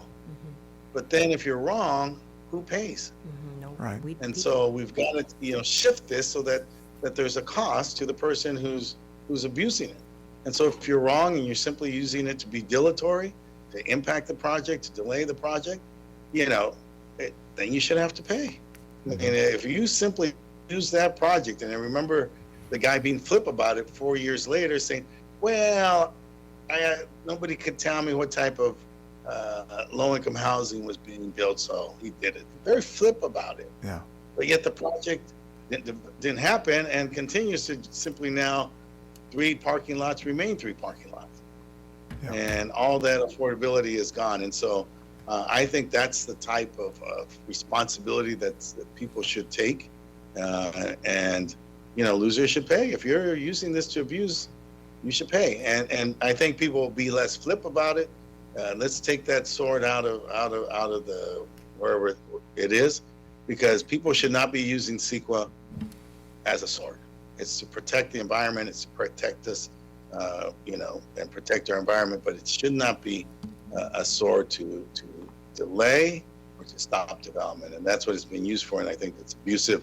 And I've seen it many times. These projects that I mentioned, fortunately, the one around the Posada, around MacArthur Park, that development has been blocked. And then come the pandemic. So here you go. The small building that we bought, the 60 units, got the money, but the development's been blocked, right? Same type of community group. In Chinatown, the same thing. The community group comes, oh, we need more affordability. We negotiate with the developer. He provides the subsidy, but then they, again, CEQA claim, blocks the project. Several years pass, everything's fine, right? It's not a legitimate claim, but they've delayed the project for 5 years. Yeah. And so it's just, and there are thousands of examples throughout the state. And I think the seriousness of our housing crisis and the challenges that confront us mandate that we get serious about the abuse of CEQA. Absolutely, I agree. And you also mentioned office conversion. Do you think some of that's going to happen in LA and throughout the state for that matter? I think this, you know, our world has changed since we served. We live in a dynamic time period, great opportunities. I saw this on this building that we bought a few blocks away from the park. It was built for the missing middle, but, you know, with the crisis, with the pandemic and everything that happened, and they were unable to get people into their building. We took advantage of that. I see that downtown. I meet with people. Commercial real estate's going to be very challenged because, you know, we're Zooming. Look at this meeting, right? Right. We're on a meeting here. We're Zooming. There's a lot of that going on. My partner, she has a huge, important job, but, you know, she Zooms. My sister Zooms. My sister has a big job. She does finance for one of the major agencies of the city. She Zooms, right? Mm-hmm. And so that commercial real estate, you know, is going to be impacted. Law firms, accounting firms, you know, big government entities, a lot of them are going to be impacted. And so commercial real estate, I think, has to look at itself as a new hybrid, just as retail had a few years ago. And so commercial real estate, I believe in downtown, we may have more people moving in. Right. The good news is we have the example of the downtown rebound. After my wife passed, I moved into downtown, and I moved into the Pegasus, the old Chevron headquarters, and it was adapted. And you know, I love that mid-century architecture, so I'm really happy to live there when I did. And so it is an opportunity for us, and I think it's something that we have to think about when we have these abandoned buildings or when they're underutilized, that this could be something that we can work towards. Council member, unfortunately, we're out of time.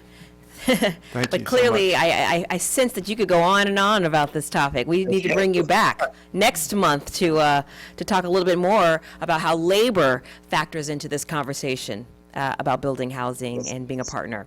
So I want to thank you for your time and your contribution to this dialogue. And folks, we are going to take a 10-minute break, and we will reconvene at 3:15. Thank you. I appreciate all of you. Thank you so much for your service. Thank and you. Thank you for Thank you. Thank you. Thank you.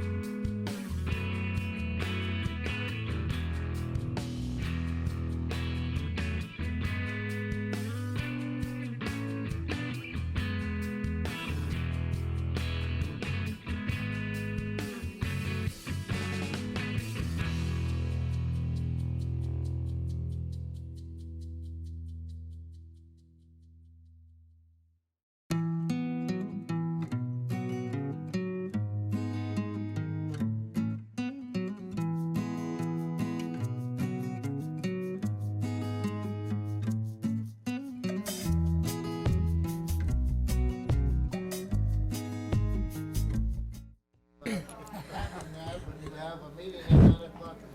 afternoon. We are going to reconvene.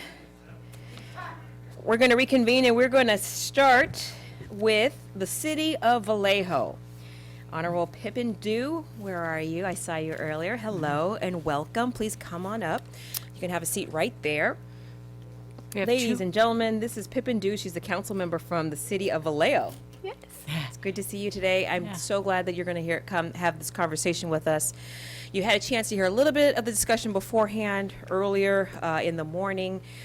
We heard from other elected officials and nonprofit workers like Fred Blackwell from the San Francisco Foundation, another woman, Beatrice, who is the founder of the Women's Law Center and the New Economics for Women.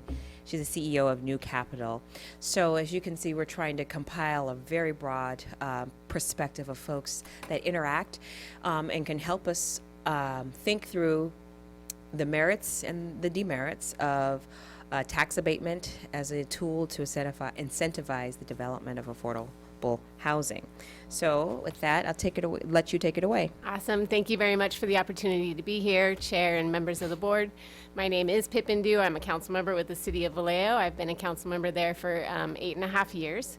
And the City of Vallejo is a city located in the San Francisco Bay Area, a population of about 127,000 people.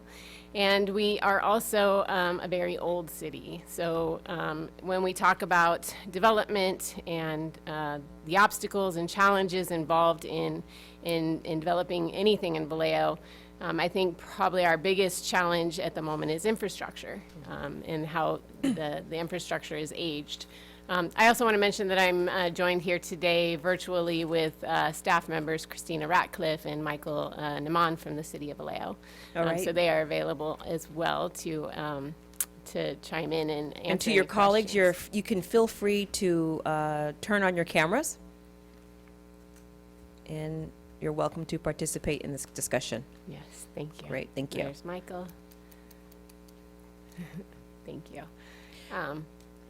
Yeah, so as I was saying, we're struggling with the infrastructure costs. So certainly, property tax abatements are a welcome tool that we would love to use.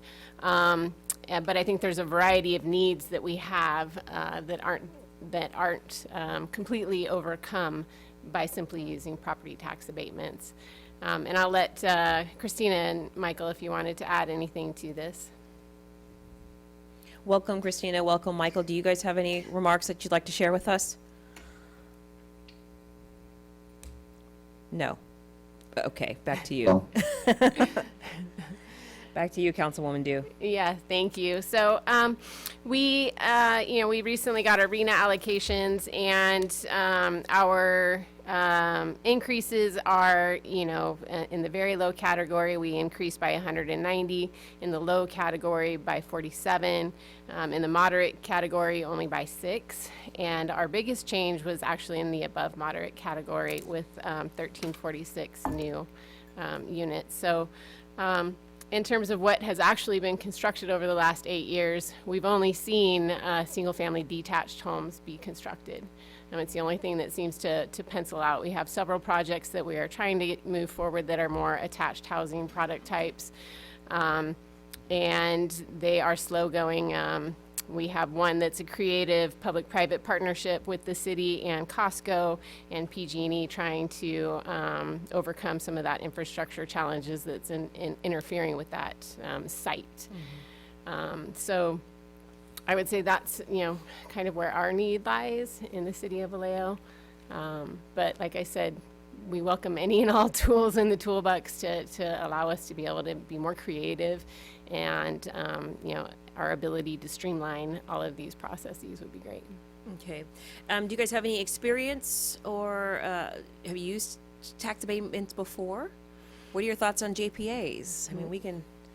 Yeah, Let's go into a I'm little looking bit more at detail. Christina to chime in there. You're muted, Christina.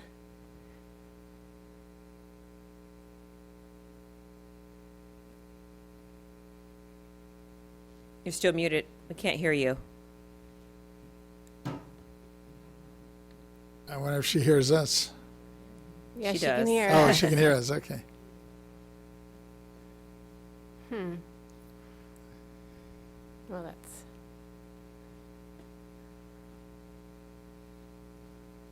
I can call her. You have no control over that. Yeah, it's on her. 2 seconds. There it is. Oh, there we go. We can hear you now. You can hear me now? Yep. Great. It's so weird. You're coming out, the speaker's coming out of one different place. Sorry. So I don't have any experience with property tax abatement used as an incentive for housing development. I think also that I'm interested in looking at it as a possible tool in our toolbox, one of many. I guess I'm concerned about loss of revenue to the general fund. I'm also concerned about how it would be constructed. Are we talking about districts? Are we talking about individual properties? And what is the criteria for that? And how long does that last? It's also a long-term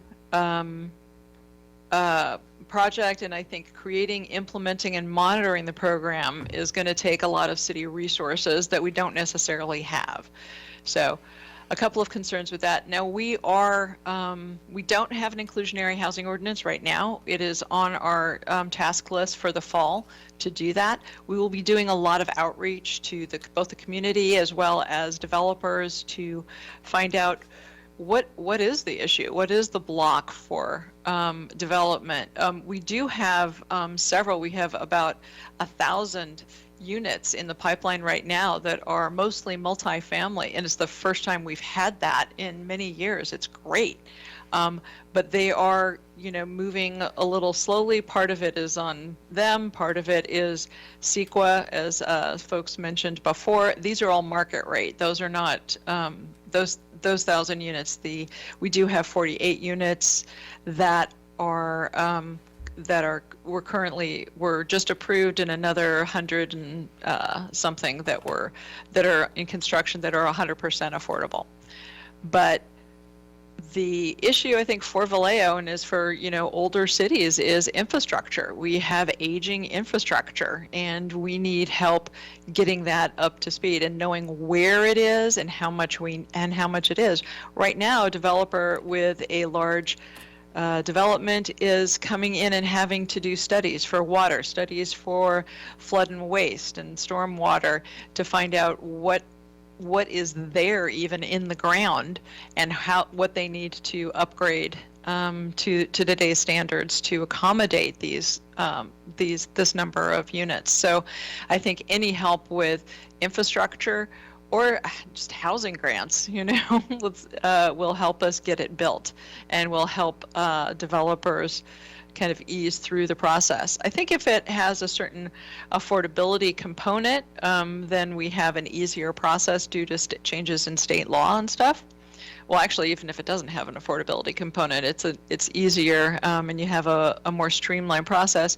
But as I think another speaker said, CEQA, as a planner for over 30 years, I love CEQA. CEQA document in 1970, and EIR was 20 pages, and now it's volumes. So that is something that can be used as a tool to stop housing or to stop any development, really. So. Agree. Streamlining You mentioned that. that you guys are you're dealing with inclusionary housing ordinance. I'm a former San Francisco supervisor, and when we dealt with ours many years ago, it was very controversial. And I was wondering if you anticipate any difficult, long meetings. I always anticipate long meetings. I'm sorry. Don't we? Councilmember did you want to take that one? Yeah, I would say we almost always have long, contentious meetings on whatever the subject might be of the day. So I don't know that inclusionary zoning will necessarily be as contentious. However, I think it will have to be looking at it in a more targeted approach. For example, our downtown is very old and a lot of commercial, vacant commercial buildings, a lot of brick buildings that require seismic retrofit, ADA, all of that kind of thing. And we have 5 subsidized housing projects in the downtown. So the majority of our housing in the downtown is the very low income housing product type. And trying to find a way to stimulate more development in the downtown is a challenge. And I think saying to the community that we intend to make sure that everything that is constructed in the downtown has more affordable housing as a component to it, I think will be a challenge. And then, looking at some of the areas that are more affluent, you're going to get the NIMBYism as well. So trying to figure out how we can move forward in a way that is balanced and makes sense for the whole community is always going to be a tough conversation to have. Okay. Well, for this conversation, we are not wedded to any specific model. We are exploring all the models. We are intrigued by the use of property tax abatements for new construction, and we just simply want to hear your perspective. We also appreciate the need for backfill, and that's something that we've heard earlier from the previous speakers on the local level, such as yourself. And but we're still extremely interested in that missing middle, which I would imagine. The city of Vallejo is a city that's growing. Yeah. A lot of people are leaving Oakland, San Francisco, Richmond, and going up that 80 corridor. So perhaps you can share some of your perspective on new construction and how we can utilize tax abatements to stimulate them. Yeah, so I'm also a realtor, so I do get to see kind of the movement of individuals from, San Francisco, San Jose, that area, moving up towards Solano County and Vallejo in particular. We have the ferry system, which is great for commuters and really advantageous for us from that position. And, from my own personal perspective, I thought it was really interesting. I went to the National League of Cities City Summit in San Antonio and got to see how they really revitalized, the Riverwalk's always been vibrant and thriving, but above that had been very abandoned and desolate for a very long time and had absolutely no residential housing at all. And they did a housing first model where they waived connection fees, rebated property taxes, and waived permit fees for 10 years, and now they have 10,000 housing units and 2 office towers in construction. So I found that very interesting, and I think that a very targeted short-term approach like that could really make a difference in a community if it was used in that way, so that it's not just building housing, but really creating a vibrant community. And it would have to be very specific and targeted with a very intentional goal in mind, in my opinion. If I may add one thing, so I'm fairly new to Vallejo, but I'm involved in a number of projects where we're talking to developers about prospective development of housing. And what we are hearing from them, that it's really the upfront cost that's a preventative kind of hurdle for them, that whether it's market rate or other types of housing they're considering, it's really that the cost exceeds what the future revenue is. And that's what they're trying to solve through the pro forma. To Councilmember Ju's earlier point about the upfront cost, the infrastructure, old infrastructure, things like that. It seems like, this is the kind of a problem that require a lot of solutions, and probably jointly these solutions would work. And certainly the abatement could be one of it. But it seems like with the property tax abatement, it's a slight reduction of operating cost in the back end. So from the developer's standpoint, they really have to make the project work for development. And when they sell it to end users or a long-term operator, that reduces the cost on the margin, which would help. But if you put it in perspective of how much would it help relative to some of these other solutions, it seems like it would probably be, really a combination of factors that would make it work. Thank you. I definitely appreciate that perspective. Important. Let me see if my colleagues have any questions. Anyone on any questions? Mr. Vasquez looks like he has a question. Just a quick one. You mentioned, I know you're involved in the real estate end of it too. Is there it sounds like you have a little bit more opportunity with open land in your city, or are you pretty much built out city as well? We do have infill opportunities. I don't know that we have one last phase of, there's actually a couple different housing projects that are on the perimeters that have, acreage that they're able to build on. There's actually 4 projects that come to mind. But we do have a lot of available, like smaller lots that are in older parts of town. And so, the water infrastructure, the sewer infrastructure is very old. And so, for example, I actually sold many lots in the city, but the cost of the land was less than the cost of the permits to build what was allowed on that land. And so it's for a property owner to have the desire to develop it, or if they are unable to develop it, to sell it, it just, there's not a lot of incentive for that. And so we're trying to figure out other ways to make it more attractive to either develop to the standard of what's allowed on that land, or to sell it to somebody that's able to do that development. But it's definitely a challenge. Like, for example, a single family home, it would be over $50,000 just for the permit costs. For the permit, Yeah. wow. And it would sell, That, right, go ahead. I'm sorry, yeah, I think that includes the development impact fees. I Right. think you're including that in there. Yeah. Right, yes, yeah. And that's you were before going to you- say, but it would sell for what? And it would sell for, I mean, depending on where it is in town, but maybe 500,000, and that's not taking into account the cost of construction, the materials, the labor, all of that as well. Okay. Well, we're moving. This was a much more efficient presentation. Mr. Gaines, do you have anything you'd like to add? Yeah, I was just going to comment that Member Vasquez thinks that's a deal because he's from LA County. Right, yes. But that's more like my district. Yeah. And so I want to thank you, Councilmember Dew, for driving up and giving the testimony. We appreciate that. And I did want to focus on Michael, if I could, because he please. talked about upfront costs. And earlier in the day, we've been talking about welfare exemption process and trying to speed that process up and see if there's an opportunity where the taxes don't have to be paid up front before you get the approval. So I was just wondering if Michael could comment on that. Can you tell me a little more what the welfare exemption is? What taxes are you talking about specifically? So I'm thinking of, it'd be low-income housing projects that would be coming through the city.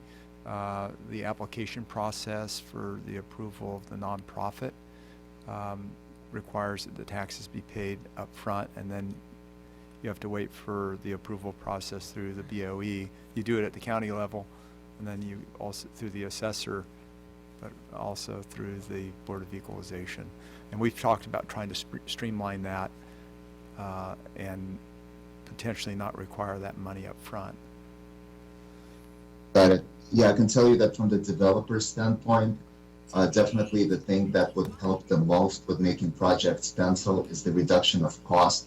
Because even looking at, what the value of the cost of the land is, and you're adding in your 50,000 in fees, then you have construction cost, your budget starts exceeding what the value of the unit is, right? So reduction in cost and finding some creative ways of doing it would probably make the biggest difference.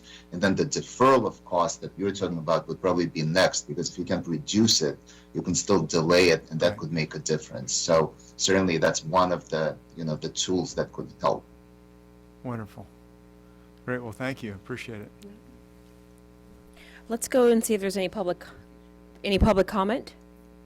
AT&T moderator, please let us know if there's anyone on the line who'd like to make a public comment regarding this item.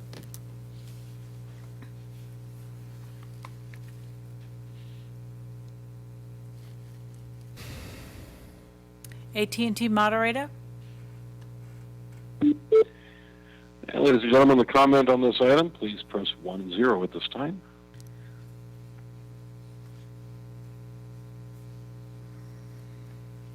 And we have no commenters in queue. Thank you. Well, if you don't have anything else to present, I want to thank you for your time and your perspective and being a part of this conversation. This is the second day of work groups, of work that we have done at convening. The first was held last month in July, at the end of July, and we have one more next month, and then subsequently we will be producing a report where we will share our findings. So thank you for being a part of that gathering of facts. Yeah, appreciate the opportunity. Thank you. Thank you. Mr. Keddy, I think we might be a little bit ahead of schedule at this point. I don't believe our next speakers are on the line. Let me double check and call for them. We've got the Honorable Tomas Oliva, Mayor of El Centro, and the Honorable Jesus Escobar, who is the Chair of the Board of Supervisors for the County of Imperial. Are either one of those gentlemen on the call? No? Okay. I think we are working to get them on.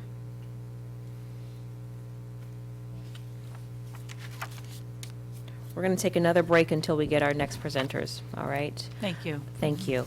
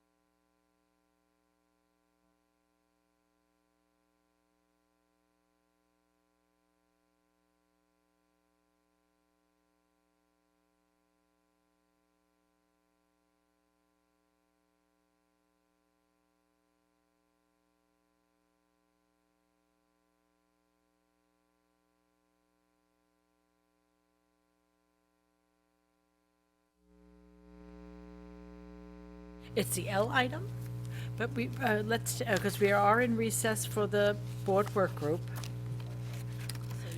So we need to reconvene.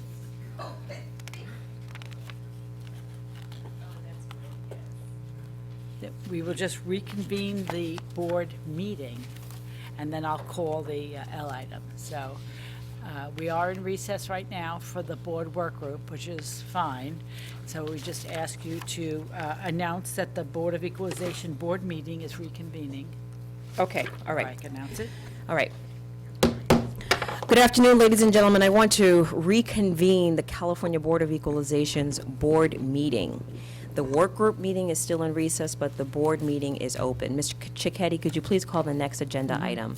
The item on today's agenda for the board meeting is the L3A, Board Member Requested Matters, Board Work Group Reports. The Board Work Group and the co-chairs will report on the progress of the Board Work Group, and they may present to the board any recommendations in the minutes if in fact they wanted to. We actually have nothing to report back. That's fine. Shall we take public comment? Yes, we can, yeah. Oh. AT&T moderator? Could you let us know if there's anyone on the line who'd like to make a public comment regarding this matter? To queue up for public comment, please press 10 at this time.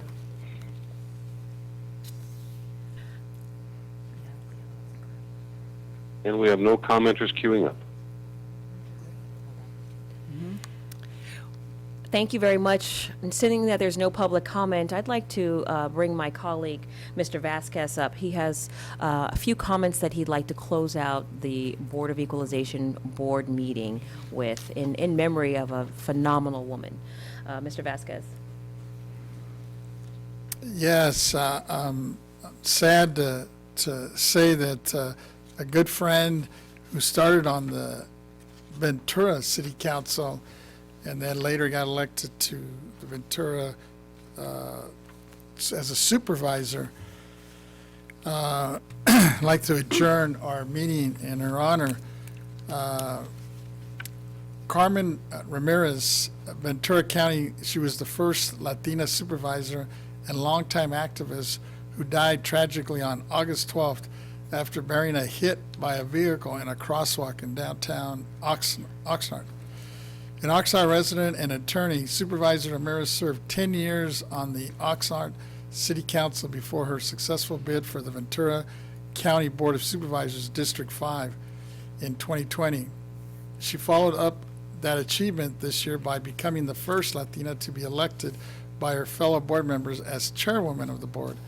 Born Maria Carmen Ramirez, she grew up one of 7 siblings in the Pico Rivera in LA, Los Angeles County, but went on to build her life in Ventura County.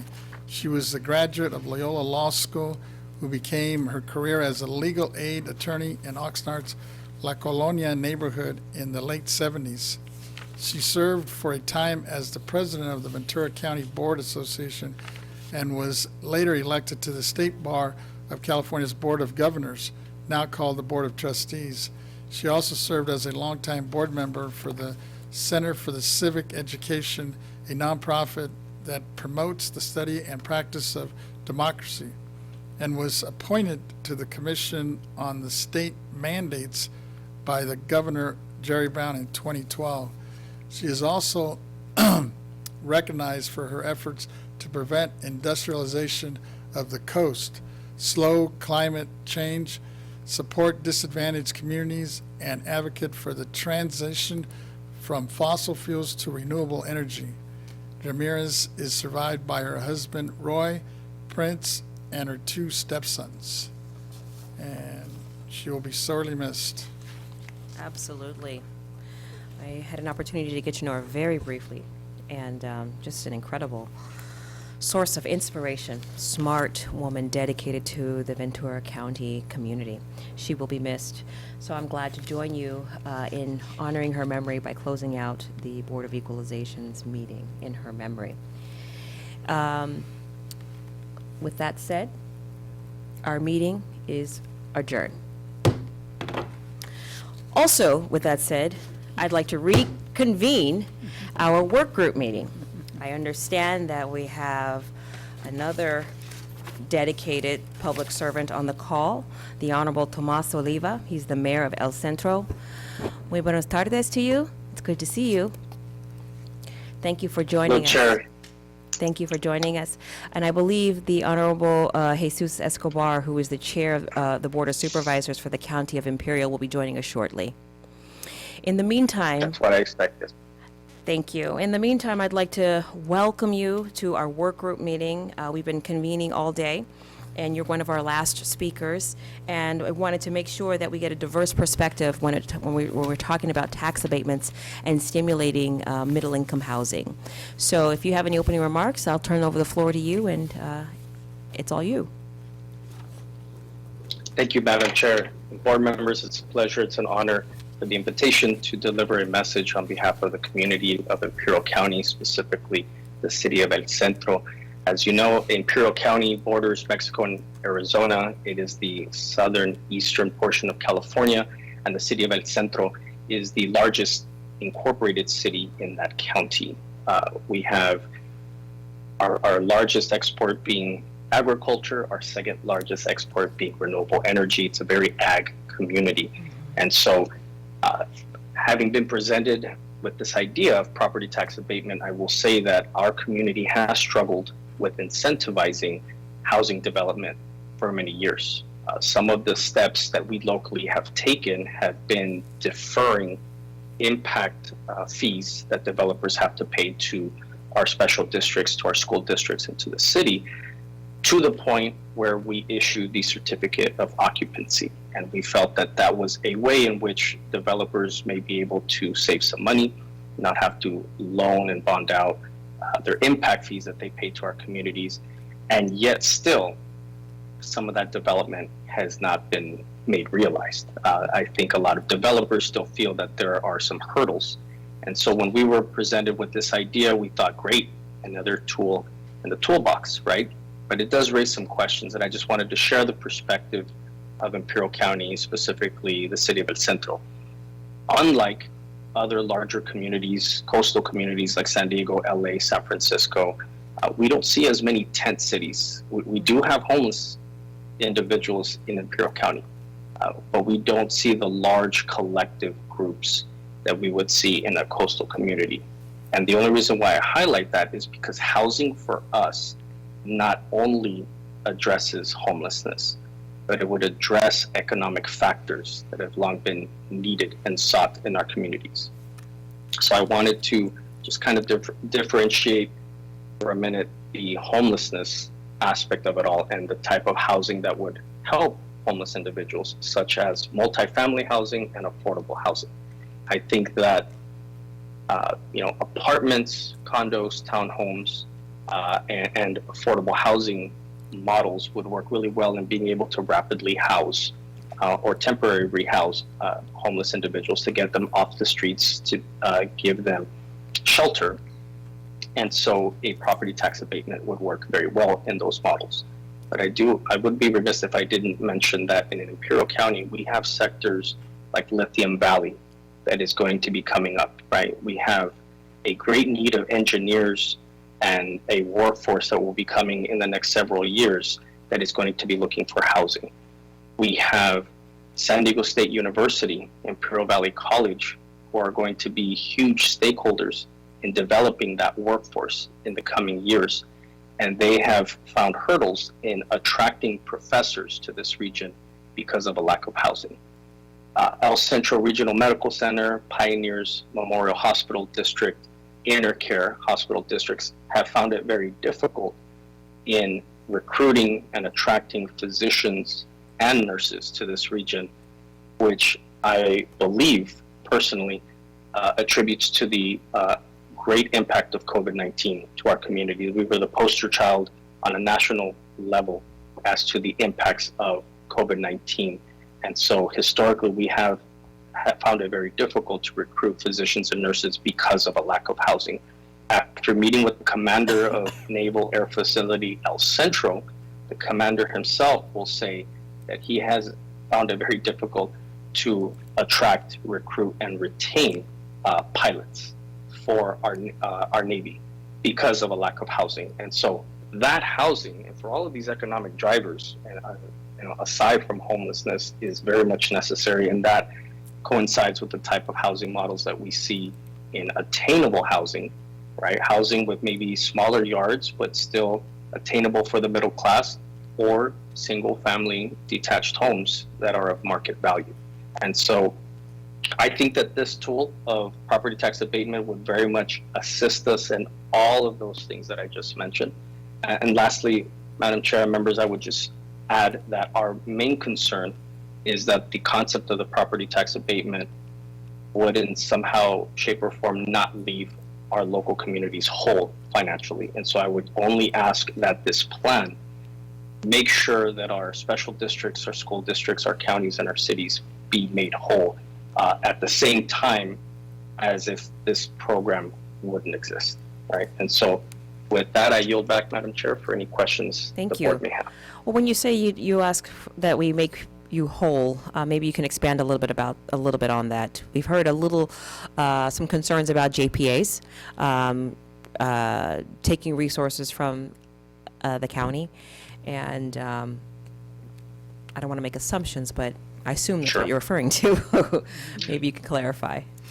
Absolutely, Madam Chair. So my point in the statement, right, in the tagline, "Make us whole," would just be to say that the otherwise property taxes that would be paid by developers and in their investment that would then find themselves into the coffers of the county, the cities, the school districts, the special districts, that if the plan is that the state in some way, shape, or form fill in that gap, that they commit to do so, and that it would be at the same amount, so that the counties can continue to offer public safety, library services, right, and all the other uses of those dollars, the same way that all the other special districts would use those funds as well.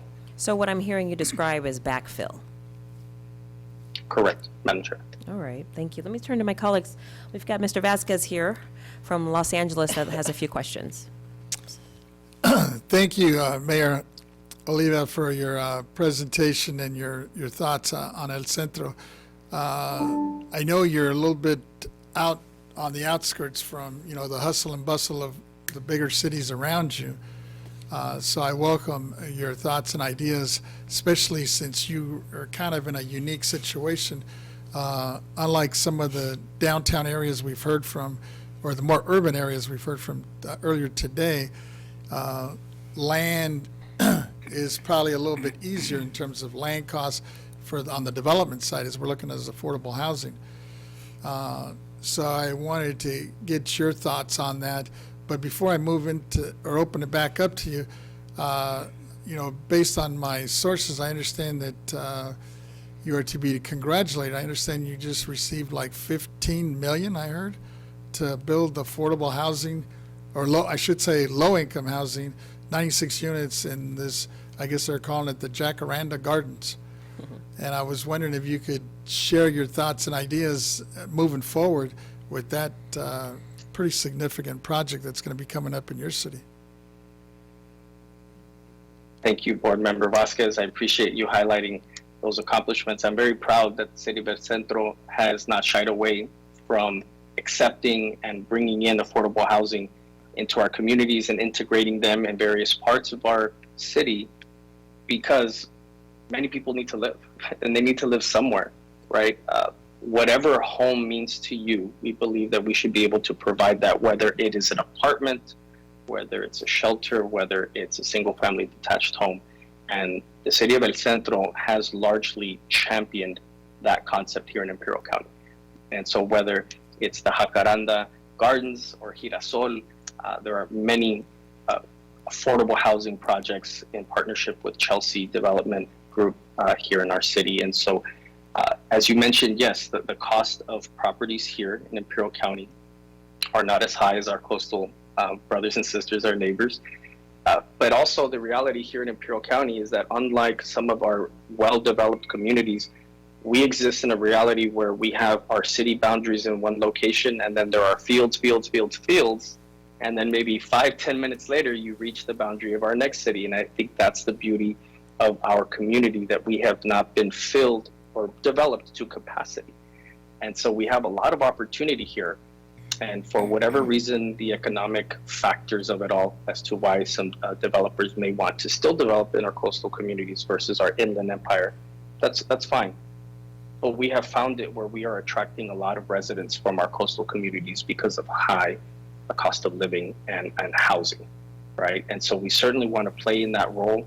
We want to find our place in the overall economy. I think that we are sustaining the state very well with our water, our agriculture, and our renewable energy. But these sectors require a workforce, a labor force, and they need to live somewhere. And so that is why we're very excited and open to this program. No, I commend you, and I'm looking forward to seeing some of your grand ideas. And I'm hoping we can take some of those examples, especially as you look to build some of these larger affordable unit communities, to share them with other folks throughout the state. And anything we can do on our end to help expedite some of that process.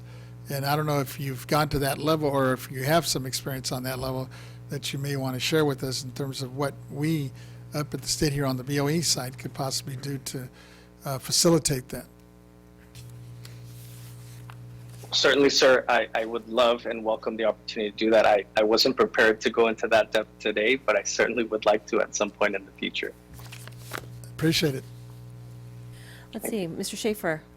Thomas, Mike Schaefer here. I met you at one of the parades in connection with the rodeo. I think it was in 2019. Bob Medville's had me down a couple of times to visit. I'm very impressed with a large military facility and groups of airplanes popping in from Ireland or Germany or wherever. You do get a lot of attention, and the rodeo was a knockout. And I just want to thank you for coming up to see us, electronically or personally. I'm your champion, and anytime I can assist you, I want you to give me a call. Thank you, Mr. Schaefer. I really appreciate that. It's good to see you, sir. Again. All right. Just a quick question, just to assess your city. Have you guys independently explored using tax abatement to stimulate development for housing?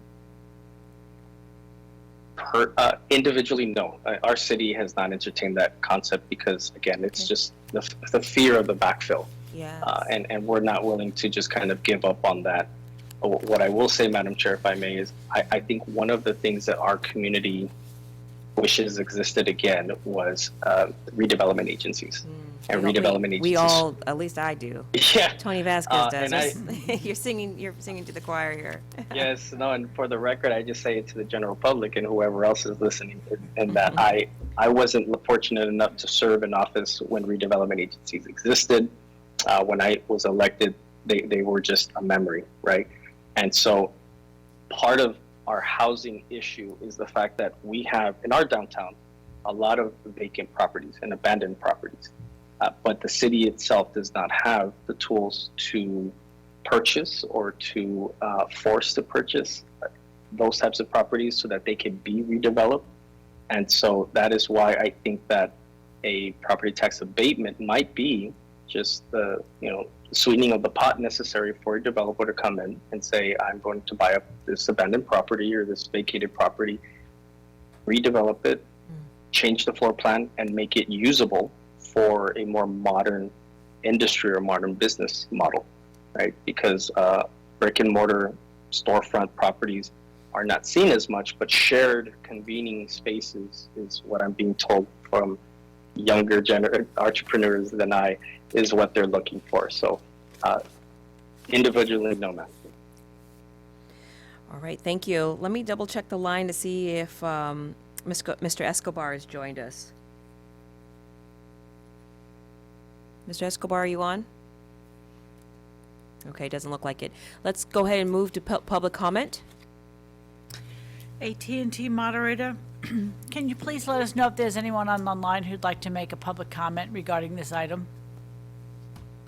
Thank you, Madam Chair. Ladies and gentlemen, to queue up for comment, please press 10.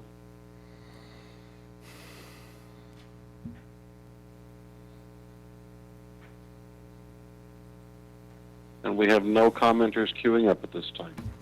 All right, thank you, Mr. Mayor. We appreciate your time and participation in this work group convening. We are going to continue moving. I think we are at the end of our agenda and want to thank you again. Goodbye. You're welcome. Okay, Ms. Cicchetti, what's next on the agenda? I believe we have one other person that we're waiting to participate, Louise Carroll. And oh, that's right. Yes. Is she here? I do not believe she's waiting on our team's environment. Let's see here. They are not on the line. So. Okay. I think our next speaker is scheduled to arrive at 4:30. Okay. Is this an in-person? No, it's online. Okay. Well, we will reconvene at 4:30, ladies and gentlemen. We're taking another break. Okay. Thank you. Thank you.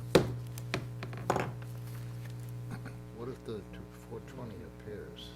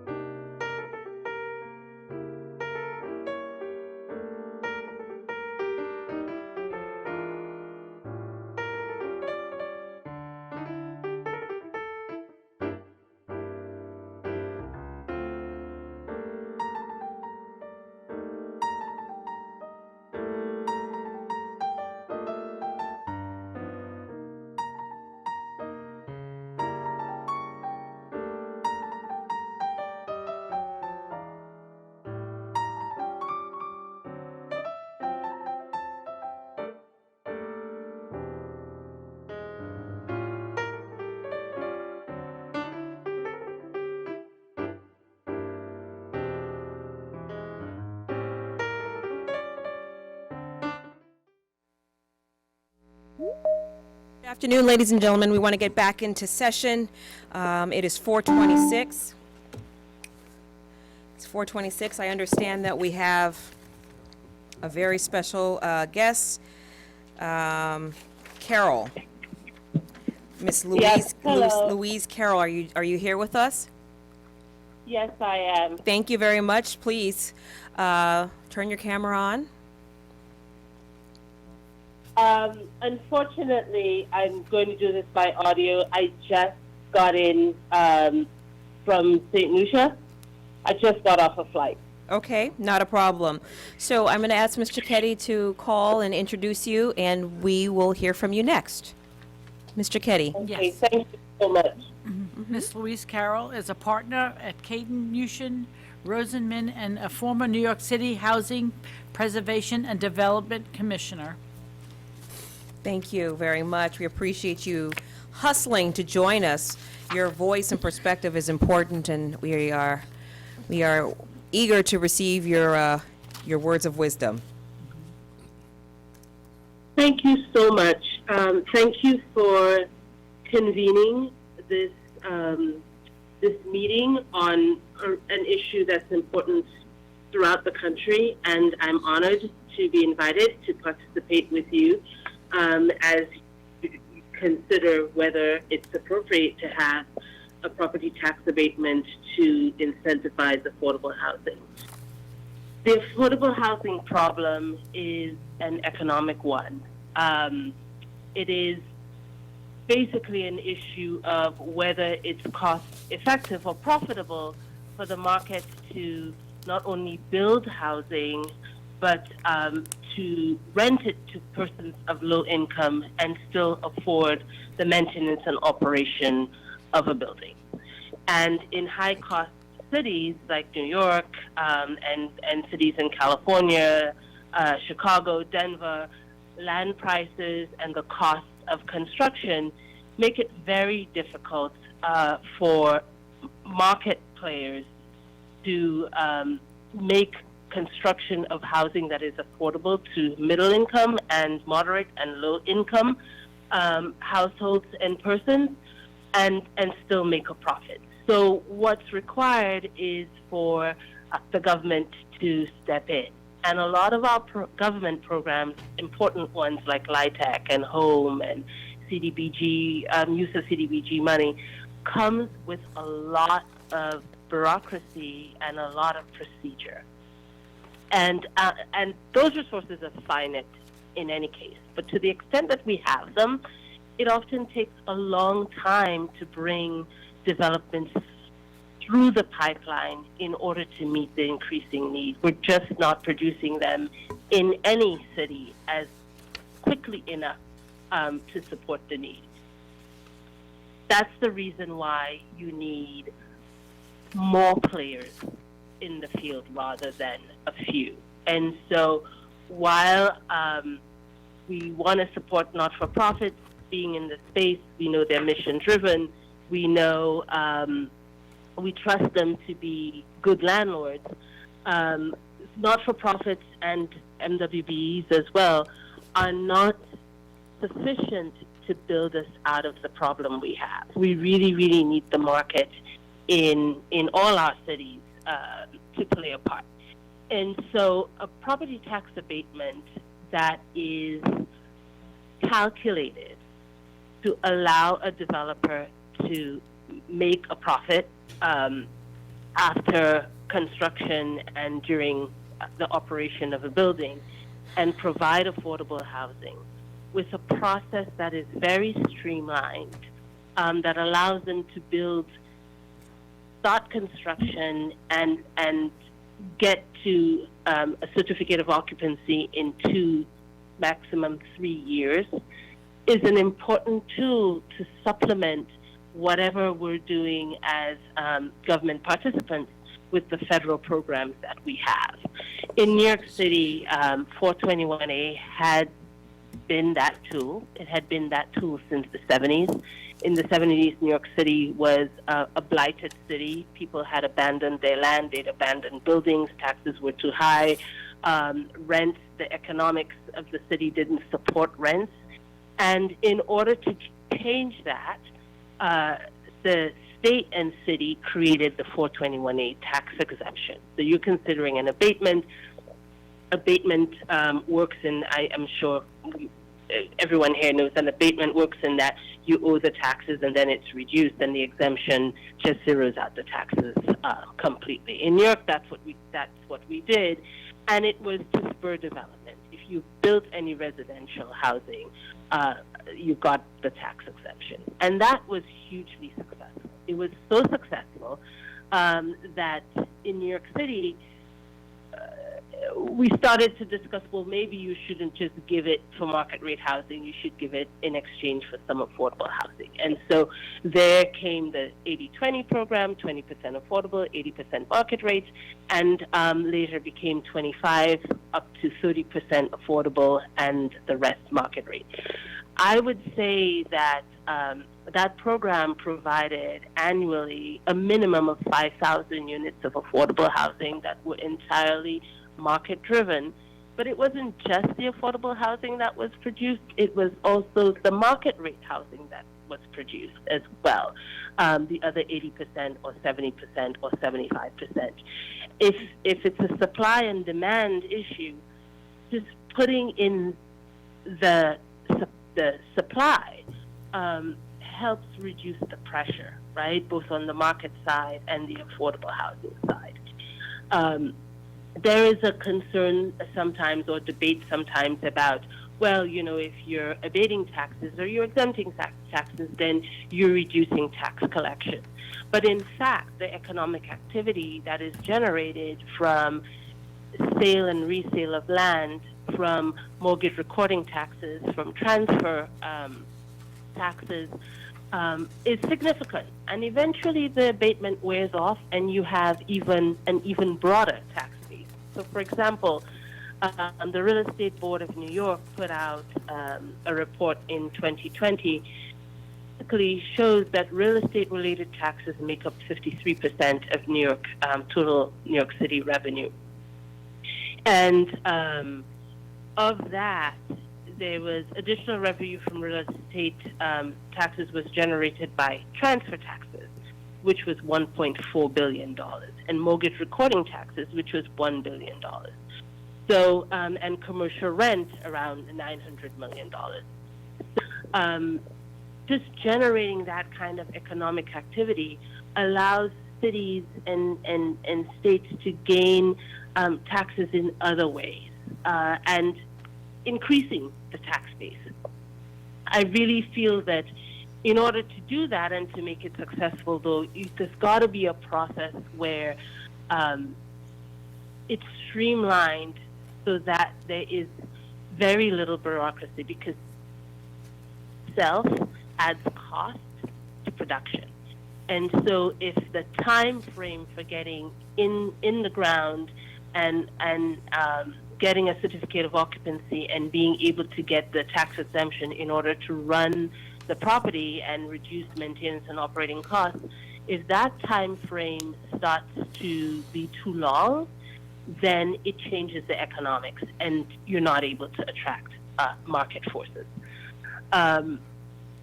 This is my just basic initial take on how successful New York City's been with this program, and at this point I would turn it over to you for questions. Thank you very much. So New York is actually an outstanding example of how tax abatements helped build affordable housing. But if I'm not mistaken, I believe the program that helped build this housing has not been renewed. Is that correct? That's correct. Can you describe? Despite our best efforts. Pardon me, what? I said despite our best efforts. Despite your best efforts, what are some of the contributing factors that prevented it from being renewed? I think it's the unique politics on the ground in New York City. There are folks who believe that if you don't give the tax exemption, the money that is saved from that tax exemption can go directly into building more affordable housing. And they're mistaken. In the New York City Housing Preservation and Development finances between 25,000 to 30,000 units of affordable housing a year. In order to do that, it takes a small army to create this, to create an additional 5,000 a year of the housing that's created by 421A in high opportunity areas and around the city would basically eat the entire pipeline budget, because the housing budget is made of a lot of federal subsidies, including low-income housing tax credit, which is used to bring in equity.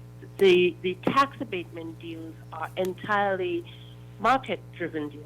They're a market loan from a regular lender, as well as developer equity and the tax exception. That's it.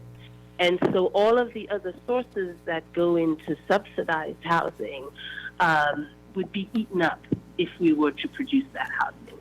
The other argument that people have is that there's such a need for low-income housing that it's a waste to produce middle-income housing with this tax exemption. So the tax exemption had changed over years based on what the needs of the city seemed to be at the time. So there was a time when units produced in the 421A were at 60% of the area median income and 80% of the area median income. In 2016, there was a policy shift to allow developers to choose options. There was a low-income option, a mix of a middle and a low-income option, and a middle-income option. And what developers chose was the middle-income option. And that angered the advocates on the ground, who advocate mostly for housing at 60% and 40%, 50 and 30% AMI. And so the politics on the ground right now is very progressive, and people, basically the Senate and the Assembly, did not feel that they could support the program as is. The city agencies, including myself and the deputy mayor, recommended that they change the program to change the AMI to suit what they felt the city needed, with a view that it had to pencil out. It had to be financially feasible for anyone to take it up. And the advocates, the governor had put it in her budget. She intended to pass it. The politics being what it is, it got lost in the shuffle. And the advocates also associate the program with high-end developers, which is again inaccurate. Most of the users of the program have been small landlords throughout the 5 boroughs. However, when they see shiny big buildings that also use the program, they focused on it as enrichment for big developers. So there's a lot of misinformation, a lot of misunderstanding on the advocate side, but right now we're in a very progressive swing in the Senate, and the Assembly in Albany, and the only way it's going to come back is if the governor puts it in her next budget. Okay. So the budget cycle that will commence next year. Yes. Considering that we just probably gone through the budget. Okay. Okay. Let me see if my colleagues have any questions for you. I see one, Mr. Vasquez. First of all, thank you, Ms. Carroll, for your presentation. It was real helpful to at least hear your experience, even though I guess it may not continue because of the funding. I was just curious on that, I guess it's the 421A tax exemption. Does that exempt, Yes. Did that exempt both low-income and middle-income housing units from property taxes for the same time and That's length? correct. It did? That's correct. In fact, it exempted the entire development as long as it met the criteria for either producing low-income housing, if that was the choice, or middle-income housing, if that was the choice of the developer. Did that cover the land as well as the building, or both? That's correct. So the way the exemption worked is that it exempted the property from the increased value of the property from taxes. So the base tax on the land, right? So whatever taxes was that was on vacant land, the improvements would be exempted from taxes. The way New York City taxes is the tax assessment every year, and it's based on the assessed value or improved value of property. So basically, the value of property was frozen at the level of vacant land for the number of years of the term of the tax exemption. Thank you. So colleagues, I don't know if you realize this, but Ms. Carroll is recognized nationally for leading the development of 300,000 units of housing, which is lauded as the largest amount of housing delivered at one time in the country. And it's, so, it's can I just make a little correction? Yes. So the mayor campaigned on 200,000 units by 2026, and because we were so far ahead, he changed to 300,000 units by 2026, and we pledged we would have 200,000 by the time he left office. So we did exceed 200,000, but we haven't reached, under my tenure, we hadn't reached 300,000. Thank you for the correction. Can you share with us what was the greatest driver for your success?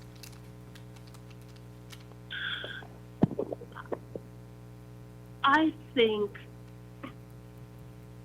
what the mayor did was put money behind the pledge to produce housing. And are we talking about Mayor de Blasio, by the way? Yes. Okay. Mayor de Blasio. Okay. Thank you. Sorry. So the mayor had a 1.4 annual, $1.4 billion annual capital budget for affordable housing. So that and having as of right tax exemption program together was really the driver of success. So in order to produce affordable housing, cities have to put money behind it. It can't be just federal programs. And with that $1.4 billion that was put in the budget, the city basically subsidized the production as a gap filler by giving loans, low-cost loans, 1% loans, in addition to LIHTC, in addition to 420C tax exemption or 421A tax exemption, or we have something called an Article 11 tax exemption, which is something that the city can recommend to the council, and the city council can approve. So the driver of success is having many tools in the toolbox, but also having market players,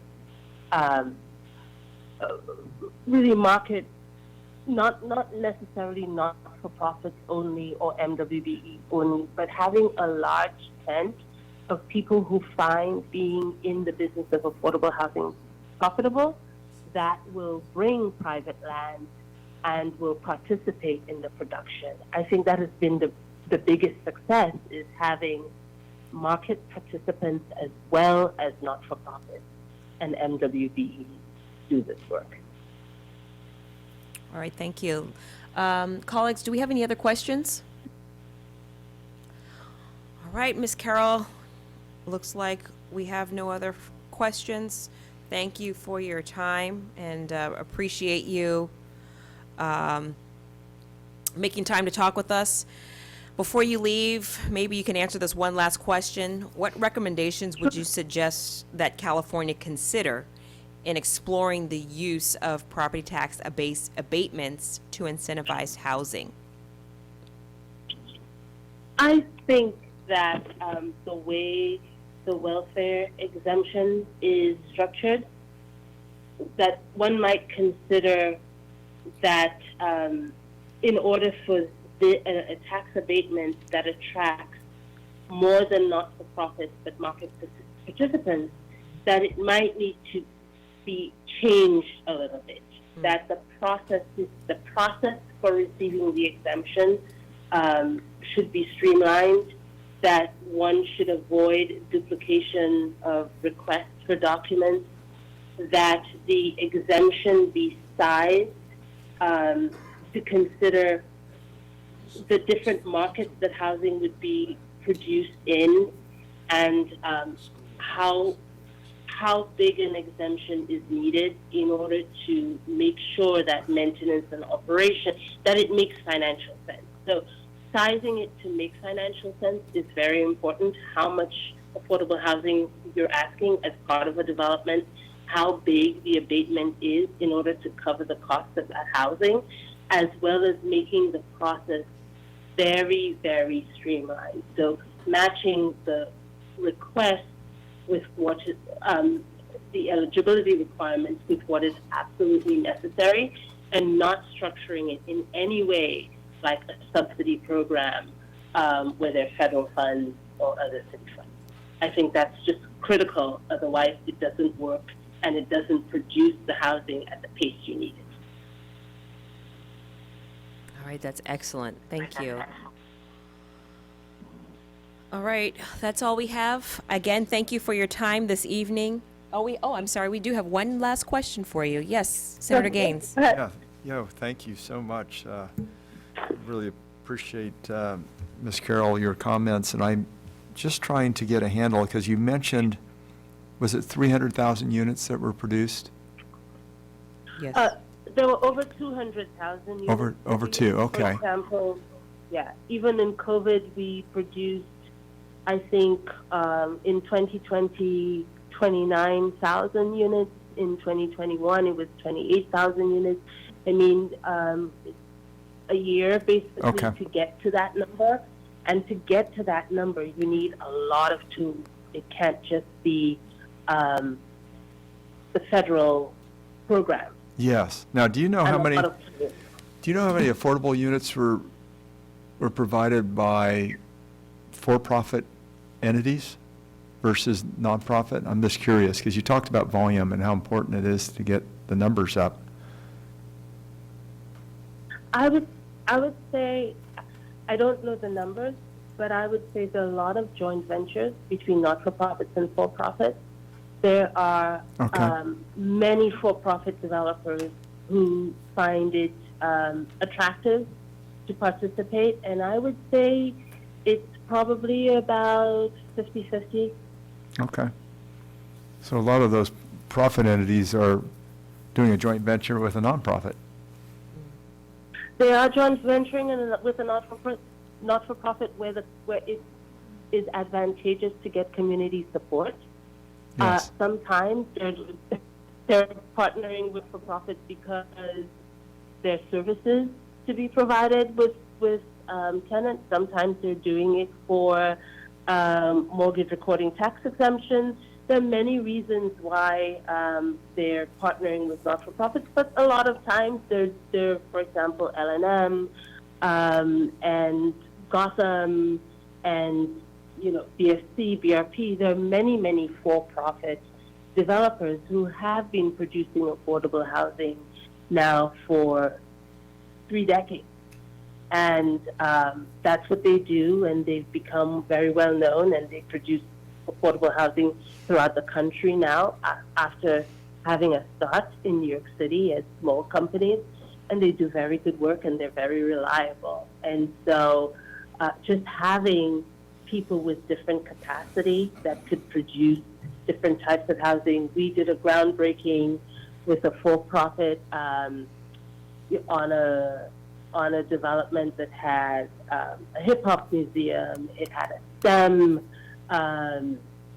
outfit. It had early childhood education, school, gardens. It's, affordable housing can be produced by many different people with very varying levels of capacity. Cities have to have the tools that brings in the best and the brightest, including not-for-profit. Wonderful. Thank you, Ms. Carroll. I appreciate it. Very helpful. All right, thank you very much. Have a good evening. Ms. Cicchetti, Thank you. Please call the next item. We have no more items left on the agenda for today. All right, fantastic. I'll offer some brief closing remarks, and then we will convene. So, as you can see, I'm sure your head is spinning like mine is. There's been a lot of information, a very, very informative day today. A huge thank you to all of our presenters and to the staff members that helped produce this work group. I'd like to extend my appreciation to to both teams, CDTFA and the BOE team, and of course all the BOE board member staff who supported us during these last 2-day board meetings. I also would like to acknowledge our partner in this, the Bay Area Council, who's been working with my office and my staff to help us think about this in a very broad and thoughtful manner. I also would like to put into the record that we will be holding our next and final work group meeting September 28th. And with that, I will close. Mr. Vasquez, do you have something to say? Just to echo what you said, once again, thanking the speakers. And you're right. I mean, there was so much good information, and I know many of them had to spend hours to prepare for today. So I just wanted a little shout out to all the speakers, as well as staff, like you mentioned, your staff and several of the BOE staff for their participation and just the logistics of putting all this thing together and coordinating. I just want to chime in and thank everybody. Thank you. Yes, please. I am astounded at the quality and number of executives we've heard from today. It would take us 6 months and weeks of traveling to otherwise duplicate that. I was sorry New York with a lady with all of her assets, we couldn't get a picture because I'd really like to have seen what such a talented person looks like. But thank you for assembling all this. I think it makes us visible as a government agency, and that's important. Yeah, if I could, I just want to thank you, Malia and Tony. I think you did a great job. It was a great agenda, very thorough, and I think we all learned quite a bit, so thanks so much. And thanks for all the participants, all the time they put into it. All right, thank you very much, ladies and gentlemen. We are adjourned.